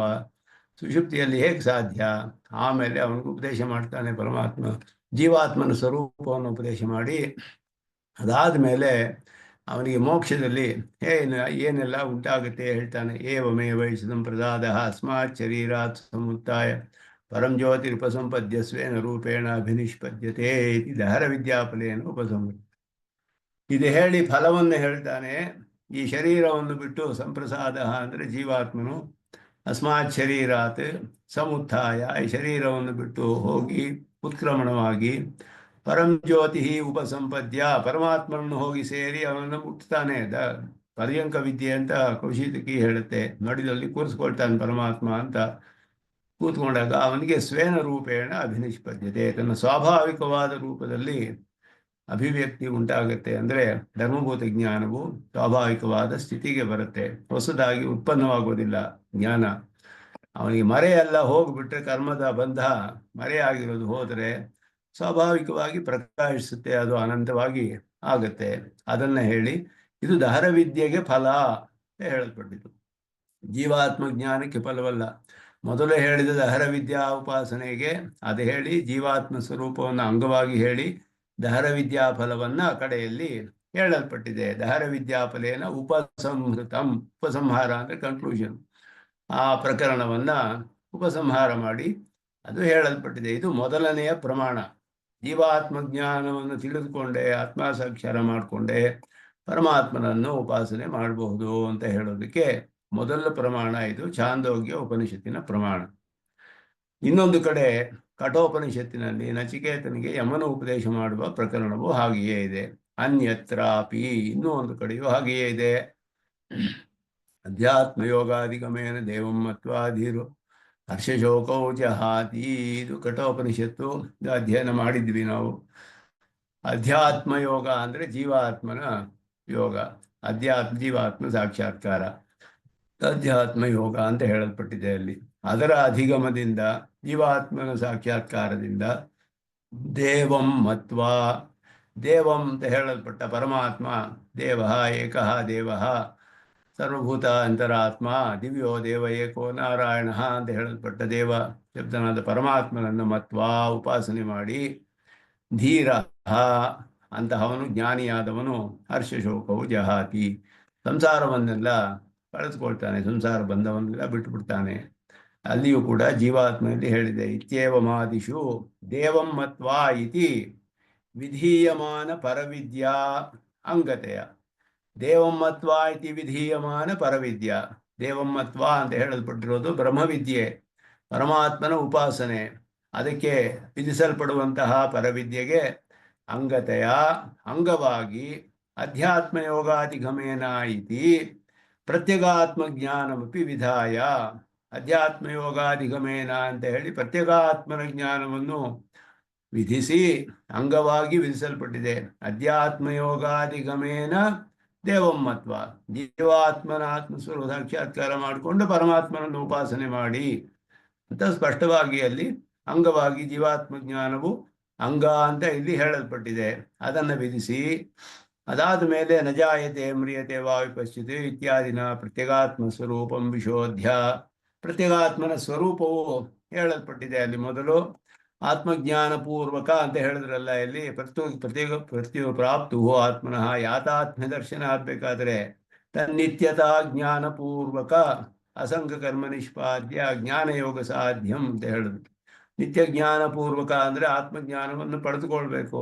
ಅದಕ್ಕೆ ಉಪದೇಶ ಮಾಡ್ತಾನೆ ಯಮನು, ನಜಾಯತೆ ಮ್ರಿಯತೆ ವಾ ವಿಪಶ್ಚಿತೆ ಮೊದಲಾದ ಶ್ಲೋಕಗಳಿಂದ ಪ್ರತ್ಯಗಾತ್ಮ ಸ್ವರೂಪಂ ವಿಶೋಧ್ಯ, ಅವನ ಸ್ವರೂಪವನ್ನೆಲ್ಲ ಹೇಳಿ, ಅಣೋರಣೀಯ ನಿತ್ಯಾರಭ್ಯ ಮಹಾಂತಂ ವಿಭುಮಾತ್ಮಾನಂ ಮತ್ವಾ ಧೀರೋ ಅನುಶೋಚತಿ, ಇಲ್ಲಿವರೆಗೂ ಪರಮಾತ್ಮ ಸ್ವರೂಪವನ್ನು ಹೇಳ್ತಾನೆ. ಅವನನ್ನು ಉಪಾಸನೆ ಮಾಡಿ ಇವನಿಗೆ ಸಂಸಾರವನ್ನು ಪಡೆದುಕೊಳ್ಬಹುದು. ಅಣೋರಣೀಯಾನ್ ಮಹತೋ ಮಹಿಯ ಅಂತ ಹೇಳಿ ಪರಮಾತ್ಮ ಸ್ವರೂಪವನ್ನು ಹೇಳಿ, ಮಹಾಂತಂ ವಿಭುಂ ಆತ್ಮಾನಂ ಮತ್ವಾ ಉಪಾಸನೆ ಮಾಡಿ, ಧೀರಃ ನ ಶೋಚತಿ ಅಂತ ಹೇಳಿ, ಆ ಉಪಾಸನೆಯು ಕೂಡ ನೇರವಾಗಿ ಫಲ ಕೊಡೋದಿಲ್ಲ. ಉಪಾಸನೆಯಿಂದ ಪ್ರೀತನಾದ ಪರಮಾತ್ಮನೇ ಫಲ ಕೊಡ್ತಾನೆ. ಅದನ್ನ ನಾಯಮಾತ್ಮ ಪ್ರವಚನೇನ ಲಭ್ಯ ನ ಮೇಧಯಾ ನ ಬಹುನಾ ಶ್ರುತೇನ ಯಮೇ ವೈಶ್ಯಗುಣತೆ ತೇನ ಲಭ್ಯ ತಸ್ಯೈಷಾತ್ಮ ವಿರುಣತೆ ತನೂಂ ಸ್ವಾಂ. ಇದು ಸ್ಪಷ್ಟವಾಗಿ ಹೇಳಲ್ಪಟ್ಟಿದೆ. ಆತ್ಮನು ಕೇವಲ ಪ್ರವಚನ ಅಂದರೆ ಮನನ ಅಂತ ಅರ್ಥ. ಪ್ರವಚನ ಮಾಡಬೇಕಾದ್ರೆ ಮನನ ಮಾಡಿರಬೇಕು, ಇಲ್ಲದೆ ಹೋದ್ರೆ ಪ್ರವಚನ ಮಾಡೋಕ್ಕಾಗೋದಿಲ್ಲ. ನಮೇಧಯ ಧ್ಯಾನದಿಂದಲೂ ಆಗೋದಿಲ್ಲ. ಬಹುನಾ ಶ್ರುತೇನ ಶ್ರವಣದಿಂದಲೂ ಸಾಧ್ಯವಿಲ್ಲ ಪಡೆದುಕೊಳ್ಳೋಕ್ಕೆ. ಶ್ರವಣ ಮನನ ನಿಧಿಧ್ಯಾಸಗಳು ಪರಮಾತ್ಮನನ್ನು ಪಡೆದುಕೊಳ್ಳೋಕೆ ಆಗೋದಿಲ್ಲ ಅದರಿಂದ ಅಂತ ಶ್ರುತಿ ಹೇಳುತ್ತೆ. ಇದು ಒಂದಕ್ಕೊಂದಕ್ಕೆ ವಿರೋಧ ಬಂತಲ್ಲ. ಒಂದು ಕಡೆ ಶ್ರೋತವ್ಯೋ ಮಂತವ್ಯೋ ನಿಧಿಧ್ಯಾಸಿತವ್ಯ ಅಂತ ವಿಧಿ ಹೇಳಿ, ಇಲ್ಲಿ ನಾಯಮಾತ್ಮ ನ ಅಯಮಾತ್ಮ ನ ಪ್ರವಚನ ಲಭ್ಯ ನ ಮೇಧೆಯ ಲಭ್ಯ ನ ಬಹುನಾ ಶ್ರುತೇನ ಲಭ್ಯ, ವಿರೋಧ ಬಂತಲ್ಲ. ಅಂದರೆ ಯಾಕೆ ಹೀಗೆ ಹೇಳಿದೆ ಅಂದರೆ, ಯಮೇ ವಯೇಶ ವೃಣತೆ ತೇನ ಲಭ್ಯ, ಇದನ್ನ ಪ್ರೀತಿಪೂರ್ವಕವಾಗಿ ಮಾಡಬೇಕು. ಯಾರನ್ನ ಪರಮಾತ್ಮನ ವರ್ಣ ಮಾಡ್ತಾನೋ ಅವನಿಂದಲೇ ಪರಮಾತ್ಮನನ್ನು ಪಡೆದುಕೊಳ್ಳಕ್ಕೆ ಸಾಧ್ಯ. ಯಮೇವ ಯೇಷಃ ಪರಮಾತ್ಮ ವೃಣತೆ, ಯಾರನ್ನ ಯಾವ ಆತ್ಮನನ್ನು ಪರಮಾತ್ಮನ ವರ್ಣ ಮಾಡ್ತಾನೋ ಇವನಿಗೆ ನಾನು ತೋರಿಸ್ಕೊಳ್ತೀನಿ ನನ್ನನ್ನು ಅಂತ ಆತ ಅವನಿಗೆ ತನ್ನನ್ನು ತೇನೈಷ ತೇನ ಲಭ್ಯ ತಸ್ಯೈಷ ಆತ್ಮ ವಿರುಣತೆ ತನೂಂ ಸ್ವಾಂ, ಅವನಿಗೆ ತನ್ನನ್ನು ತಾನು ತೋರಿಸ್ಕೊಳ್ತಾನೆ. ಆದ್ದರಿಂದ ಯಾರನ್ನ ಅವನು ವರ್ಣ ಮಾಡ್ತಾನೆ ಅಂತ ಪ್ರಶ್ನೆ ಮಾಡಿದ್ರು ಭಾಷ್ಯಕಾರರು. ಭಾಷ್ಯದಲ್ಲಿ ಇದಕ್ಕೆ ವಿಸ್ತಾರವಾಗಿ ವ್ಯಾಖ್ಯಾನ ಮಾಡ್ತಾರೆ. ಯಾರು ವರ್ಣೀಯನಾಗ್ತಾನೆ ಪರಮಾತ್ಮನಿಗೆ ಅಂತ ಹೇಳಿದ್ರೆ, ಪ್ರಿಯತಮೇವ ವರ್ಣೀಯೋ ಭವತಿ ಎಂದ್ರು. ಅವನಿಗೆ ಯಾರು ಬಹಳ ಪ್ರಿಯತಮನೋ ಅವನನ್ನ ವರ್ಣ ಮಾಡ್ತಾನೆ ಪರಮಾತ್ಮ. ಪ್ರಿಯತಮನು ಯಾರು ಆಗ್ತಾನೆ ಅಂದ್ರೆ, ಯಾರಿಗೆ ಪರಮಾತ್ಮನು ಪ್ರಿಯನಾಗ್ತಾನೋ ಅವನು ಪರಮಾತ್ಮನಿಗೆ ಪ್ರಿಯನಾಗ್ತಾನೆ. ಆದ್ದರಿಂದ ಅವನ ಪ್ರೀತಿಪೂರ್ವಕವಾದ ಶ್ರವಣ ಮನದ ಧ್ಯಾನಗಳೇ ಅವನು ಪಡೆದುಕೊಳ್ಳಕ್ಕೆ ಸಾಧ್ಯವಾಗುತ್ತೆ. ಧ್ಯಾನ ಅನ್ನೋದು ಪ್ರೀತಿಪೂರ್ವಕವಾದ ಧ್ಯಾನ. ಆದ್ದರಿಂದ ಕೇವಲ ಇಲ್ಲಿ ಆ ನಾಯಮಾತ್ಮ ಪ್ರವಚನ ಲಭ್ಯ ಅಂದರೆ ಕೇವಲ ಪ್ರವಚನೇನ, ಕೇವಲ ಮೇಧೆಯ, ಕೇವಲ ಬಹುನಾಶ್ರುತೇನ ಅಂತ ಅರ್ಥ. ಪ್ರೀತಿಪೂರ್ವಕವಾಗಿ ಮಾಡಿದ್ರೇನೆ ಅದು ಫಲವನ್ನು ಕೊಡುತ್ತೆ ಅನ್ನೋದನ್ನ ಉಪಾಯವನ್ನು ತಿಳಿಸುತ್ತೆ. ಕಠೋಪನಿಷತ್ತಲ್ಲಿ ಅವನು ಉಪದೇಶ ಮಾಡ್ತಾನೆ. ಇತ್ಯಾದಿಭಿಹಿ ಪರಸ್ವರೂಪಂ, ಮೊದಲು ಪರಸ್ವರೂಪ ಅಣೋರಣೀಯಾನ್ ಮಹತೋ ಮಹೀಯಾನ್ ಮೊದಲಾಗಿ ಪರಮಾತ್ಮನ ಸ್ವರೂಪ. ತದುಪಾಸನಂ, ಅದರ ಅವನ ಉಪಾಸನೆ. ಮಹಾಂತಂ ಮಧ್ವಾಧೀರ ನ ಶೋಚತಿ ಮೊದಲಾದದ್ದು.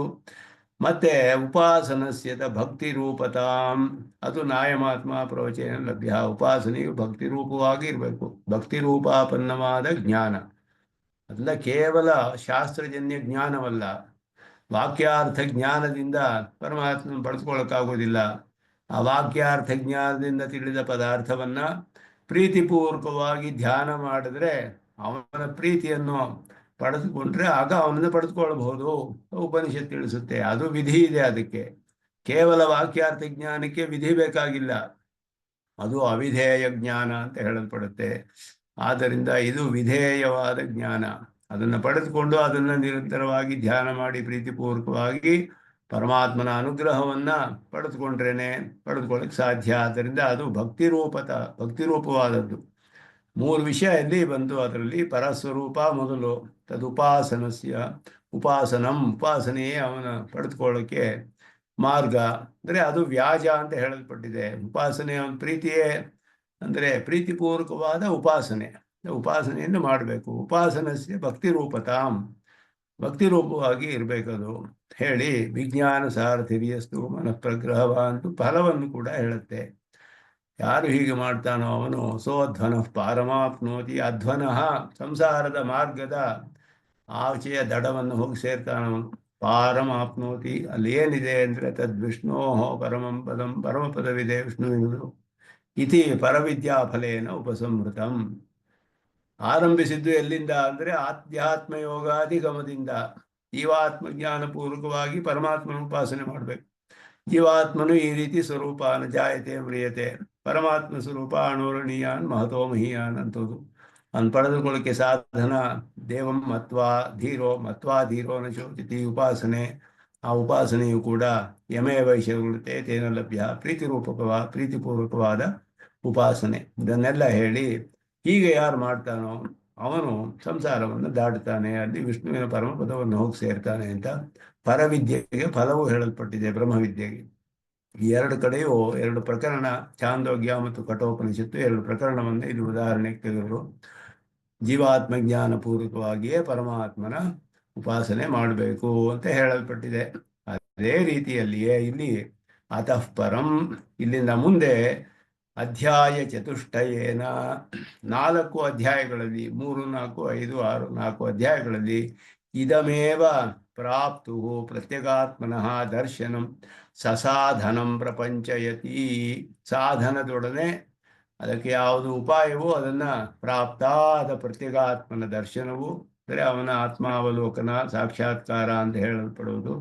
ಸಾಧನದೊಡನೆ ಅದಕ್ಕೆ ಏನು ಉಪಾಯ ಅದರ ಮೂಲಕವಾಗಿ ಇಲ್ಲಿ ವಿಸ್ತಾರವಾಗಿ ಹೇಳ್ತಾರೆ.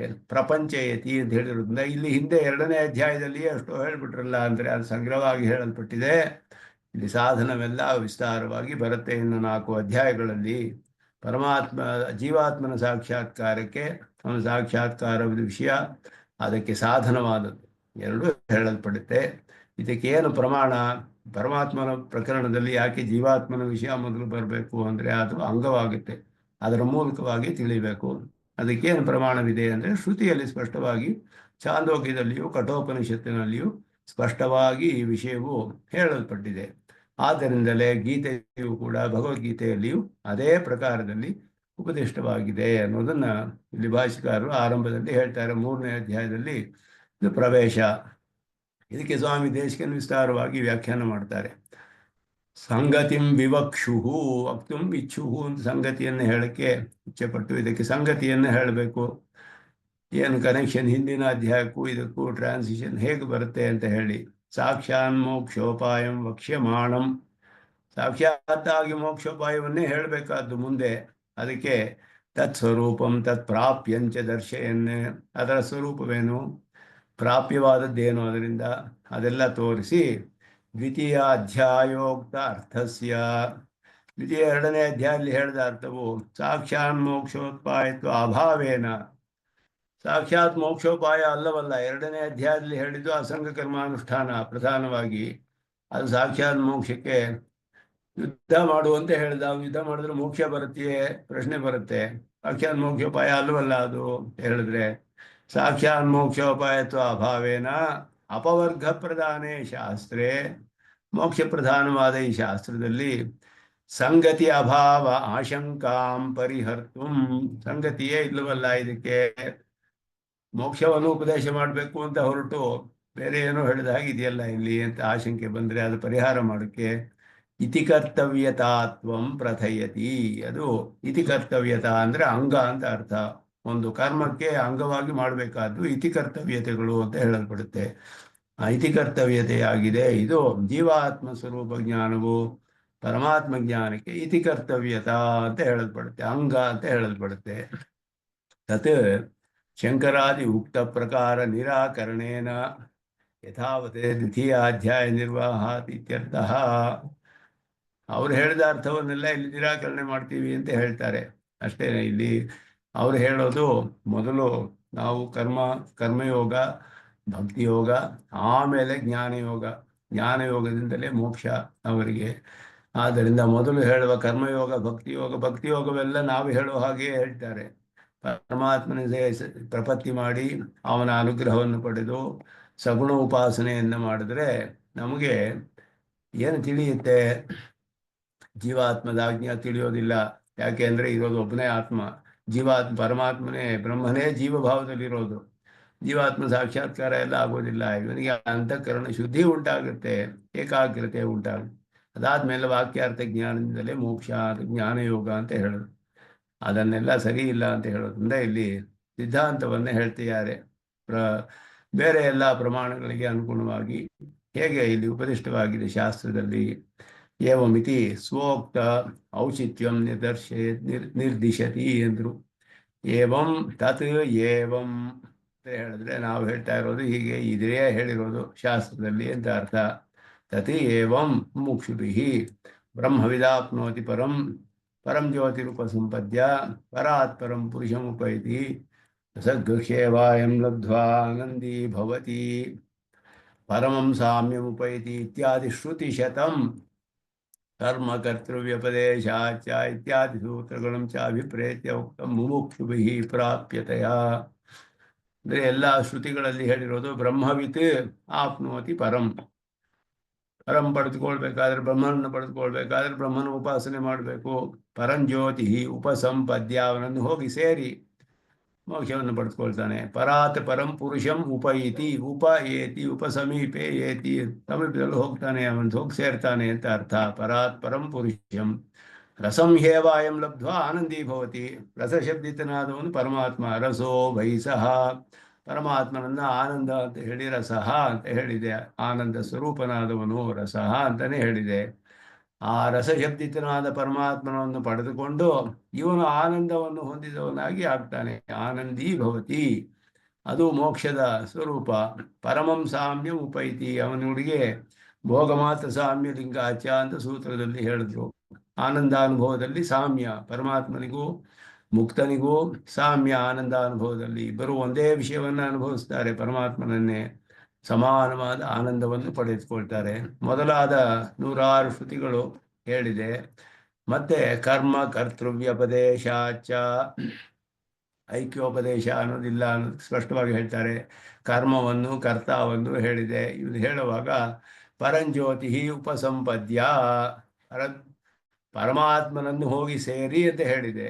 ಇದರಲ್ಲಿ ಸೇರಲ್ಪಡುವವನು ಬೇರೆ, ಯಾರು ಸೇರ್ತಾರೋ ಅವನು ಬೇರೆ, ಯಾರನ್ನು ಹೋಗಿ ಸೇರ್ತಾನೋ ಅವನು ಬೇರೆ. ಒಬ್ಬನ ಕರ್ಮನಾಗಿಯೂ ಒಬ್ಬನ ಕರ್ತ ಆಗಿಯೂ ಹೇಳಿದೆ. ಸಂಪ್ರಸಾದ ಪರಂಜ್ಯೋತಿ ಉಪಸಂಪದ್ಯತೇನ ಸ್ವೇನ ರೂಪೇಣ, ಇವನು ಹೋಗಿ ಸೇರ್ತಾನೆ ಅವನನ್ನ ಅಂತ ಹೇಳಿದಾಗ ಸೇರಲ್ಪಡುವ ಪದಾರ್ಥ ಬೇರೆ, ಆದ್ದರಿಂದ ಇವನು ಸೇರುವವನು ಬೇರೆ. ಇದೆಲ್ಲ ಸ್ಪಷ್ಟವಾಗಿ ಹೇಳಲ್ಪಟ್ಟಿದೆ ಆ ಸೂತ್ರಗಳಲ್ಲಿ. ಮೊದಲಾದಲ್ಲಿ ಸ್ಥಾಪನೆ ಮಾಡಿದ್ದಾರೆ ಬಾದರಾಯಣರು. ಇದೆಲ್ಲ ಮನಸ್ಸಿನಲ್ಲಿ ಇಟ್ಟುಕೊಂಡು ಇದಕ್ಕೆ ಅನುಗುಣವಾಗಿ ಮುಮುಕ್ಷುಭಿಹಿ ಪ್ರಾಪ್ಯತೆಯ, ಮುಮುಕ್ಷುಗಳು ಪಡೆದುಕೊಳ್ಳಬೇಕಾದ್ದು ಅಂತ ಅರ್ಥ. ಪಡೆದುಕೊಳ್ಳಬೇಕಾದವನು ಬೇರೆ ಆಗಿದ್ದಾನೆ, ಪರಮಾತ್ಮನಾದವನು. ಮುಮುಕ್ಷು ಆದವನು ಇಲ್ಲಿ ಇದ್ದಾನೆ, ಜೀವಾತ್ಮ. ಮುಮುಕ್ಷುಭಿಹಿ ಇತಿ ಬಹುವಚನೇನ ಸರ್ವಬ್ರಹ್ಮ ವಿದ್ಯಾನುಷ್ಠಾನಂ ಪ್ರಾಪ್ಯಂ ಏಕಮಿತಿ ದ್ಯೋತಯತಿ. ಸಾಮಾನ್ಯವಾಗಿ ಮೋಕ್ಷವನ್ನು ಪಡೆಯುವರು ಇಚ್ಛಿಸುವವರು ಎಲ್ಲರೂ ಅಂತ ಹೇಳಿದ್ರು. ಅದರಿಂದ ದಹರ ವಿದ್ಯಾ ಅಲ್ಲಿ ಹೇಳಲ್ಪಟ್ಟ ಬ್ರಹ್ಮವನ್ನು ಪಡೆದುಕೊಳ್ಳೋನು ಅಂತ ಹೇಳಲಿಲ್ಲ. ಚಾಂಡಿಲ್ಯ ವಿದ್ಯೆಯಲ್ಲಿ ಹೇಳಿದ ಬ್ರಹ್ಮವನ್ನು ಪಡೆದುಕೊಳ್ಳೋನು ಹಾಗೆ ಹೇಳಲಿಲ್ಲ. ಮುಮುಕ್ಷು ಅಂದರೆ ಎಲ್ಲ 32 ಬ್ರಹ್ಮವಿದ್ಯೆಗಳಲ್ಲಿಯೂ ಪಡೆದುಕೊಳ್ಬೇಕಾದ್ದು. ಎಲ್ಲರೂ ಮುಮುಕ್ಷುಗಳು ಅನುಷ್ಠಾನ ಮಾಡುವಂತಹದ್ದು. ಯಾವುದಾದ್ರೂ ಒಂದನ್ನು ಅನುಷ್ಠಾನ ಮಾಡಿದ್ರು ಸಾಕು. ಒಂದೇ ಪ್ರಾಪ್ಯವಾದದ್ದು, ಎಲ್ಲಕ್ಕೂ ಒಂದೇ ಪರಬ್ರಹ್ಮನೇ. ಆದ್ದರಿಂದ ಮುಮುಕ್ಷುಗಳಲ್ಲಿ ಎಲ್ಲ ಬ್ರಹ್ಮವಿದ್ಯೆಗಳಲ್ಲಿಯೂ ಯಾವ ಬ್ರಹ್ಮವಿದ್ಯೆಯನ್ನು ಯಾರ್ಯಾರು ಅನುಷ್ಠಾನ ಮಾಡ್ತಾರೋ ಅವರೆಲ್ಲರಿಗೂ ಪ್ರಾಪ್ಯವಾದ ಬ್ರಹ್ಮ ಒಬ್ಬನೇ. ಆದ್ದರಿಂದ ಇಲ್ಲಿ ಬಹುವಚನ. ಮುಮುಕ್ಷುಭಿಹಿ ಪ್ರಾಪ್ಯವಾದದ್ದು ಒಂದೇ. ಮುಮುಕ್ಷುಗಳು ಯಾರು ಬೇಕಾದ್ರೂ ಇರ್ಬೋದು, ಯಾವ ಬ್ರಹ್ಮವಿದ್ಯೆಯನ್ನು ಬೇಕಾದ್ರೂ ಅನುಷ್ಠಾನ ಮಾಡ್ಬೋದು. ಉಪಬ್ರಹ್ಮಣೀಯ ಅನುರೋಧೇನ ಅದು ಉಪಬ್ರಹ್ಮಣಾರ್ಥವರ್ಣನಾಯ ವೇದಾಂತೋರಿತಂ ಇತ್ಯುಕ್ತಂ. ಇದು ಭಗವದ್ಗೀತೆಯು ಉಪಬ್ರಹ್ಮಣ ಸ್ಮೃತಿಯಲ್ಲಿ ಮಹಾಭಾರತದಲ್ಲಿ ಬರುವಂತಹದ್ದು. ಅದಕ್ಕೆ ಅನುಗುಣವಾಗಿ ಇದು ಉಪಬ್ರಹ್ಮಣ ಮಾಡ್ತಿದೆಯಲ್ಲ ಅನ್ನೋ ತಿಳಿಸೋದಕ್ಕೋಸ್ಕರ ಇದು ಯಾವ ಅರ್ಥವನ್ನು ತಿಳಿಸಿದೆ. ಉಪಬ್ರಹ್ಮಣವು ವೇದದಲ್ಲಿ ಹೇಳಿರುವ ಅರ್ಥಗಳನ್ನು ವಿಶದೀಕರಣ ಮಾಡುವುದೇ ಉಪಬ್ರಹ್ಮಣ ಅಂತ ಹೆಸರು. ಆದ್ದರಿಂದ ವೇದಾಂತೋದಿತ ಅಂತ ಹೇಳಿದ್ರು. ವೇದಾಂತದಲ್ಲಿ ಉದಿತವಾದ ಅರ್ಥವೇ ಇಲ್ಲಿ ವಿಸ್ತಾರವಾಗಿ ಹೇಳಲ್ಪಡುತ್ತೆ. ಪ್ರಾಪ್ಯತ್ವೋಪಯುಕ್ತಂ ಪ್ರಕೃತಿ ಪುರುಷ ವೈಲಕ್ಷಣ್ಯಂ ಸಗುಣ ನಿರ್ಗುಣಾದಿ ಶ್ರುತಿ ವಿಷಯ ವ್ಯವಸ್ಥಾಂ ಆನಂದಾದೇಹ ಪ್ರಧಾನಸ್ಯ ಅಕ್ಷರಧಿಯಾಂತೋರೋಧ ಇತ್ಯಾದಿ ಸೂತ್ರೋಕ್ತಂ ಸರ್ವವಿದ್ಯಾ ಉಪಾಸ್ಯ ಸಾಧಾರಣಾಕಾರಂ ಚ ವಿಪ್ರೇತ್ಯ. ಇದೆಲ್ಲ ಸ್ಪಷ್ಟವಾಗಿ ಸೂತ್ರಗಳಲ್ಲಿ ಅನೇಕ ಹೇಳಿದ್ದಾರೆ. ಯಾವ ಅವನಿಗೆ ಸ್ವರೂಪ ನಿರೂಪಕ ಧರ್ಮಗಳಿದೆ ಪರಮಾತ್ಮನಿಗೆ. ಅದನ್ನೆಲ್ಲ ಎಲ್ಲರೂ ಕೂಡ ಅದನ್ನ ಉಪಾಸನೆ ಮಾಡೋರು ಎಲ್ಲ 32 ಬ್ರಹ್ಮವಿದ್ಯೆಗಳಲ್ಲಿಯೂ ಸೇರಿಸ್ಕೊಳ್ಬೇಕು. ದಹರ ವಿದ್ಯೆ ಮಾಡಿದ್ರು ಅವನಿಗೆ ಆನಂದ, ಸತ್ಯ, ಜ್ಞಾನ, ಅನಂತಂ, ಆನಂದಂ, ಅಮಲಂ ಮೊದಲಾದ 5 ಸ್ವರೂಪ ನಿರೂಪಕ ಧರ್ಮಗಳು. ಅದು ಆನಂದಾದೇಹ ಪ್ರಧಾನನಾದವನು ಪರಮಾತ್ಮ. ಪ್ರಧಾನನಾದ ಪರಮಾತ್ಮನ ಸ್ವರೂಪ ನಿರೂಪಕ ಧರ್ಮಗಳಾದ ಆನಂದ, ಸತ್ಯ, ಜ್ಞಾನ, ಅನಂತ, ಅಮಲ ಇವುಗಳನ್ನ ಎಲ್ಲರೂ ಕೂಡ ಸೇರಿಸ್ಕೊಳ್ಬೇಕು. ಅದರ ಜೊತೆ ಆಯಾ ಪ್ರಕರಣದಲ್ಲಿ ಹೇಳಿದ ಗುಣಗಳನ್ನು ಸೇರಿಸ್ಕೊಳ್ತಾರೆ. ದಹರ ವಿದ್ಯೆಯಲ್ಲಿ ಹೃದಯ ಹೇಳಿರುವ ಪಾತ್ಮತ್ವಾದಿ ವಿಶಿಷ್ಟನಾದ ಪರಮಾತ್ಮ. ಆ ಪರಮಾತ್ಮ ಯಾರು ಅಂದರೆ ಸತ್ಯಜ್ಞಾನ, ಅನಂತ, ಆನಂದ, ಅಮಲ ವಿಶಿಷ್ಟನಾದವನು. ಈ ಸತ್ಯಜ್ಞಾನಾದಿ ವಿಶಿಷ್ಟನಾದ ಪರಮಾತ್ಮನಿಗೆ ಅಪಹತ ಪಾತ್ಮತ್ವಾದಿ ಗುಣಗಳು ಇರುವಂತೆ ಅವನು ಉಪಾಸನೆ ಮಾಡಬೇಕು. ದಹರ ವಿದ್ಯಾನಿಷ್ಠನಾದವನು ಹೃದಯ ಗುಹೆಯೊಳಗೆ ಇರುವವನು ಅಂತ ಹೇಳಿಬಿಟ್ಟು ಅದು ಅವನ. ಯಾಕೆ ಅಂದರೆ ಈ ವಿಶಿಷ್ಟನಾದ ದಹರ ವಿದ್ಯಾ ಅಪಹತ ಪಾಪ್ಮತ್ವಾದ ವಿಶಿಷ್ಟನಾದ ಬ್ರಹ್ಮ ಅಂದ್ರೆ ಬ್ರಹ್ಮ ಯಾರು ಅಂತ ತಿಳಿಬೇಕು ಮೊದಲು. ಆ ಬ್ರಹ್ಮನ ಸ್ವರೂಪ ನಿರೂಪಕ ಧರ್ಮಗಳನ್ನು ತಿಳಿದ್ರೆ ಬ್ರಹ್ಮವನ್ನು ಬೇರ್ಪಡಿಸ್ಬೋದು. ಇವನೇ ಬ್ರಹ್ಮ, ಇದು ಯುನಿಕ್ ಕ್ಯಾರೆಕ್ಟರಿಸ್ಟಿಕ್ಸ್. ಅದರ ಜೊತೆ ಬೇರೆ ಗುಣಗಳನ್ನ ಆಯಾ ಬ್ರಹ್ಮವಿದ್ಯೆಯಲ್ಲಿ ಹೇಳಿದ ಗುಣಗಳನ್ನ ಸೇರಿಸ್ಕೊಳ್ಬೇಕು. ಅದೇ ರೀತಿಯಲ್ಲಿ ಪ್ರಪಂಚಕ್ಕಿಂತಲೂ ವಿಲಕ್ಷಣನಾದವನು ಅಂತ ತಿಳಿಯೋದು ಅಕ್ಷರಧಿಯಾಂತು ಅವರೋಧ. ಅವರೋಧ ಅಂದ್ರೆ ಸಂಗ್ರಹ ಅಂತ ಅರ್ಥ, ಸೇರಿಸ್ಕೊಳ್ಬೇಕು ಅಂತ. ಅಕ್ಷರಧಿಯಾಮ್ ಅಂತ ಹೇಳಿದ್ರೆ ಏತದ್ವೈತದ ಅಕ್ಷರಂ ಗಾರ್ಗಿ ಅಸ್ಥೂಲ ಮನಣು ಅಹ್ರಸ್ವಮ ದೀರ್ಘಮ ಕಾಯಮ ಛಾಯಮಲು. ಇದು ಒಂದು ವಿಸ್ತಾರವಾಗಿ ಎಲ್ಲ ಹೇಳ್ತಾರೆ. ಯಾಜ್ಞವಲ್ಕ್ಯರು ಗಾರ್ಗಿಗೆ ಪ್ರಶ್ನೆಯನ್ನು ಕೇಳಿದಾಗ ಅಕ್ಷರ ಪರಮಾತ್ಮ ಇದಾನಲ್ಲ, ಅವನ ಸ್ವರೂಪ ತಿಳಿದಿದೆಯೇ ಅಂತ ಕೇಳಿದ್ರು. ತಿಳಿದಿದೆ ಅಂತ ಹೇಳಿದ್ರು, ಹೇಳಲಿಲ್ಲ ಅವರು. ತಿಳಿದಿದೆ ಅಂತ ಹೇಳಿದ್ರೆ ತಿಳಿದೇ ಇರೋದು ಹೇಗೆ ತಿಳಿಯಕ್ಕೆ ಸಾಧ್ಯ ನಿನಗೆ ಅಂತ ಪ್ರಶ್ನೆ ಮಾಡ್ಬೋದು ಅವರು. ತಿಳಿದಿಲ್ಲ ಅಂತ ಹೇಳಿದ್ರೆ ತಿಳಿದಿಲ್ಲ ಸೋತೆ ಅಂತ ಒಪ್ಕೊಳ್ಬೇಕು ಅವರು. ಬ್ರಹ್ಮ ವಿತ್ತುಗಳ ಸಭೆಯಲ್ಲಿ ಪರೀಕ್ಷೆ ಮಾಡ್ತಾ ಇದ್ದಾರೆ ಅವ್ರನ್ನ, ಪ್ರಶ್ನೆಗಳನ್ನೆಲ್ಲ ಕೇಳಿ. ಅವ್ರು ಹೇಳಿದ್ರು ಬ್ರಹ್ಮವಿತ್ತುಗಳು ಹೀಗೆ ಹೇಳ್ತಾರೆ ಅಂತ ಹೇಳಿದ್ರು. ನಾನು ಹೇಳ್ತಿಲ್ಲ, ಏತದ್ವೈತದಕ್ಷರಂ ಗಾರ್ಗಿ. ಅದು ಈ ಅಕ್ಷರ ಅನ್ನೋದು ಯಾರು ಹೇಳಿ ಬ್ರಾಹ್ಮಣಾಭಿವದಂತಿ, ಬ್ರಹ್ಮವಿತ್ತುಗಳು ಹೇಳ್ತಾರೆ ಹೀಗೆ ಅಂತ ಹೇಳಿದ್ರು. ಅಸ್ಥೂಲಂ ಅನಣು ಅಹ್ರಸ್ವಮದಿ, ಸ್ಥೂಲವಲ್ಲ, ಅಣುವಲ್ಲ, ಹ್ರಸ್ವವಲ್ಲ, ದೀರ್ಘವಲ್ಲ, ಎಲ್ಲ ಇಲ್ಲ ಇಲ್ಲ ಇಲ್ಲ ಇಲ್ಲ ಅಂತ ಹೇಳಿದ್ರು. ಇದೆಲ್ಲ ಪ್ರಪಂಚ ವಿಶಿಷ್ಟನಾದ ಪರಮಾತ್ಮನ ತಿಳಿಸುತ್ತೆ. ಇದೆಲ್ಲ ಪ್ರಾಪಂಚಿಕವಾದ ಪ್ರಾಕೃತವಾದ ಧರ್ಮಗಳು. ಅಲ್ಲಿ ಹೇಳಿರುವ ಎಲ್ಲ ಧರ್ಮಗಳು ಪ್ರಾಕೃತ ಧರ್ಮಗಳು. ಪ್ರಾಕೃತ ಧರ್ಮಗಳನ್ನೆಲ್ಲ ಹೇಳಿ ಪ್ರಪಂಚ ವಿಲಕ್ಷಣನಾದ ಸತ್ಯತ್ವಜ್ಞಾನತ್ವಾದಿ ಸ್ವರೂಪ ನಿರೂಪಕ ಧರ್ಮ ವಿಶಿಷ್ಟನಾದ ಪರಮಾತ್ಮನನ್ನ ಎಲ್ಲರೂ ಉಪಾಸನೆ ಮಾಡಬೇಕು ಅಂತ ಸೂತ್ರದಲ್ಲಿ ಅವರು ಬಾದರಾಯಣರು ಸ್ಥಾಪನೆ ಮಾಡಿದ್ದಾರೆ. ಅದು ಸರ್ವವಿದ್ಯಾ ಉಪಾಸ್ಯ ಸಾಧಾರಣವಾದ ಆಕಾರ, ಸರ್ವವಿದ್ಯಾ ಉಪಾಸ್ಯ ಸಾಧಾರಣಾಕಾರಂ ಅಭಿಪ್ರೇತ್ಯ ಅಂತ ಹೇಳಿ ಉಭಯಲಿಂಗ ವಿಶಿಷ್ಟತ್ವವನ್ನು ಹೇಳಿದ್ರು. ಪ್ರಧಾನವಾಗಿ ನಿರಸ್ತ ನಿಖಿಲ ಹೇ ಗಂಧ, ಎಲ್ಲ ಯಾವ ದೋಷ ಗಂಧವೂ ಇಲ್ಲದಿರುವವನು, ಸಕಲ ಕಲ್ಯಾಣ ಗುಣಾಕರನಾದವನು ಅನ್ನೋದು.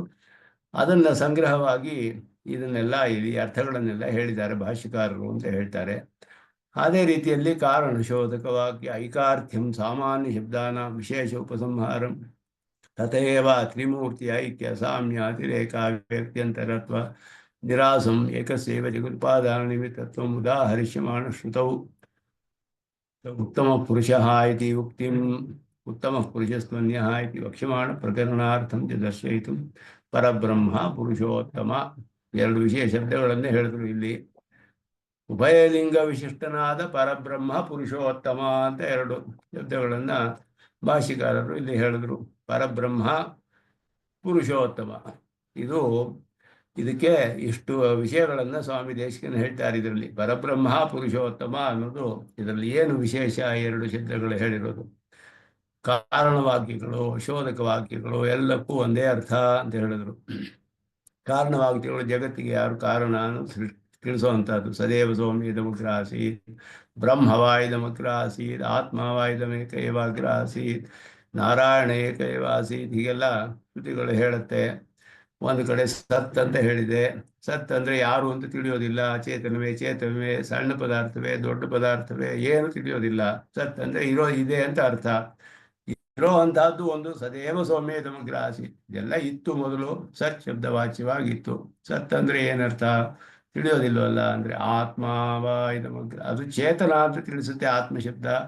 ಬ್ರಹ್ಮವಾಯುಧಮೇಕ ಆಗ್ರಹಿಸುತ್ತೆ, ಇನ್ನೊಂದು ಕಡೆ ಕಾರಣವಾಕ್ಯ ತಿಳಿಸುತ್ತೆ. ಬ್ರಹ್ಮ ಅನ್ನೋದು ಬಹಳ ಬೃಹತ್ತಾದದ್ದು ಅನ್ನೋ ತಿಳಿಸುತ್ತೆ ಸ್ವರೂಪತಃ ಗುಣತಃ. ಅದರಿಂದ ಸಚ್ಛಬ್ದವಾಚ್ಯನಾದವನು ಚೇತನ, ಬೃಹತ್ತಾದವನು ಅನ್ನೋದು ಅದು ಮೂರು ತಿಳಿಯಿತು.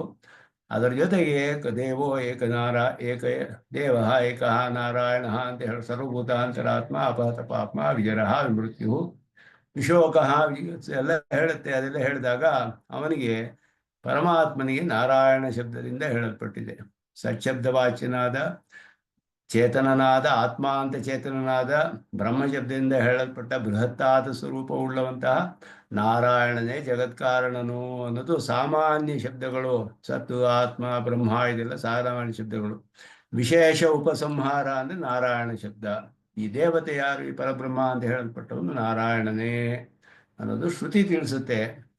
ಅದೇ ರೀತಿಯಲ್ಲಿ ಶ್ರುತಿಯೇ ಕೂಡ ಪುರುಷೋತ್ತಮ ಅಂತ ಹೇಳಲ್ಪಟ್ಟಿದೆ ಪರಮಾತ್ಮನಿಗೆ. ಸ ಉತ್ತಮ ಪುರುಷ ಪುರುಷೋತ್ತಮ ಉತ್ತಮ ಪುರುಷಸ್ತು ಅನ್ಯ, ಇದು ಗೀತೆಯಲ್ಲಿ ಹೇಳಲ್ಪಟ್ಟಿರೋದು. ಪುರುಷೋತ್ತಮ ಅನ್ನುವ ಶಬ್ದವನ್ನು ಹೇಳುತ್ತೆ.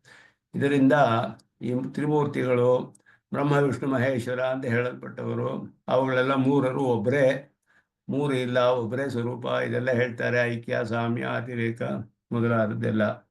ಇದಕ್ಕೆಲ್ಲವೂ ಕೂಡ ಇದೆಲ್ಲ ನಿರಸನ ಮಾಡಲ್ಪಟ್ಟಿದೆ. ಒಬ್ಬನೇ ಉಪಾದಾನ ನಿಮಿತ್ತ ಕಾರಣವು ಅದಕ್ಕೆಲ್ಲ ಹೇಳಲ್ಪಟ್ಟುವ ಪುರುಷೋತ್ತಮ ಶಬ್ದದಿಂದ ಪ್ರಸಿದ್ಧನಾದಂತಹ ಈ ಪ್ರಕರಣಗೆ ಅರ್ಥವನ್ನೆಲ್ಲ ಸಮಾಸ ಸಂಗ್ರಹವಾಗಿ ಆ ಎರಡು ಪ್ರಧಾನವಾದ ನಾಮಧೇಯಗಳು ಪರಬ್ರಹ್ಮ, ಪುರುಷೋತ್ತಮ ಅನ್ನುವ ಎರಡು ಶಬ್ದಗಳು, ಅದನ್ನು ಇಲ್ಲಿ ಹೇಳಲ್ಪಟ್ಟಿದೆ ಅಂತ ಹೇಳಿದ್ರು. ಹೀಗೆ ಒಂದೊಂದು ಭಾಷ್ಯಕಾರರು ಹೇಳಿರುವ ಎಲ್ಲ ವಿಷಯಗಳಿಗೂ ವಿಶೇಷವಾದ ಅರ್ಥವನ್ನು ಸ್ವಾಮಿ ದೇಶಿಕನ್ ತಿಳಿಸ್ತಾರೆ. ತಾತ್ಪರ್ಯ ಚಂದ್ರಿಕಲ್ಲಿ ಬಹಳ ಅದ್ಭುತವಾದ ವಿವರಣೆಗಳು ಭಾಷ್ಯಕಾರರು ಹೇಳಿರುವ ಭಾಷ್ಯಕ್ಕೆ. ಅದನ್ನು ಮುಂದೆ ಮುಂದುವರಿಸೋಣ ಅಂತ ಹೇಳಿ ಎಲ್ಲರಿಗೂ ನಮಸ್ಕಾರಗಳನ್ನು ತಿಳಿಸ್ಕೊಳ್ತೇನೆ. ಯೋ ನಿತ್ಯಮಚ್ಯುತ ಪದಾಂಬುಜಮೋಹತಃ ತರಿತ್ರಾಣಿ ನಾಯಮೇನೆ ಸ್ಮೃತ್ ಭಗವತೋಸ್ಯದೇಕ ಸಿಂಧೋ ರಾಮಾನುಜರಣಂ ಪ್ರಪದ್ಯೆ. ಕವಿತಾರ್ಕಿಕ ಸಿಂಹಾಯ ಕಲ್ಯಾಣಗುಣಶಾಲನೆ ಶ್ರೀಮತೆ ವೆಂಕಟೇಶ ವೇದಾಂತ ಗುರವೇ ನಮಃ. ಶ್ರೀಮತೆ ನಿಗಮಾಂತ ನಿಷ್ಕಾಯ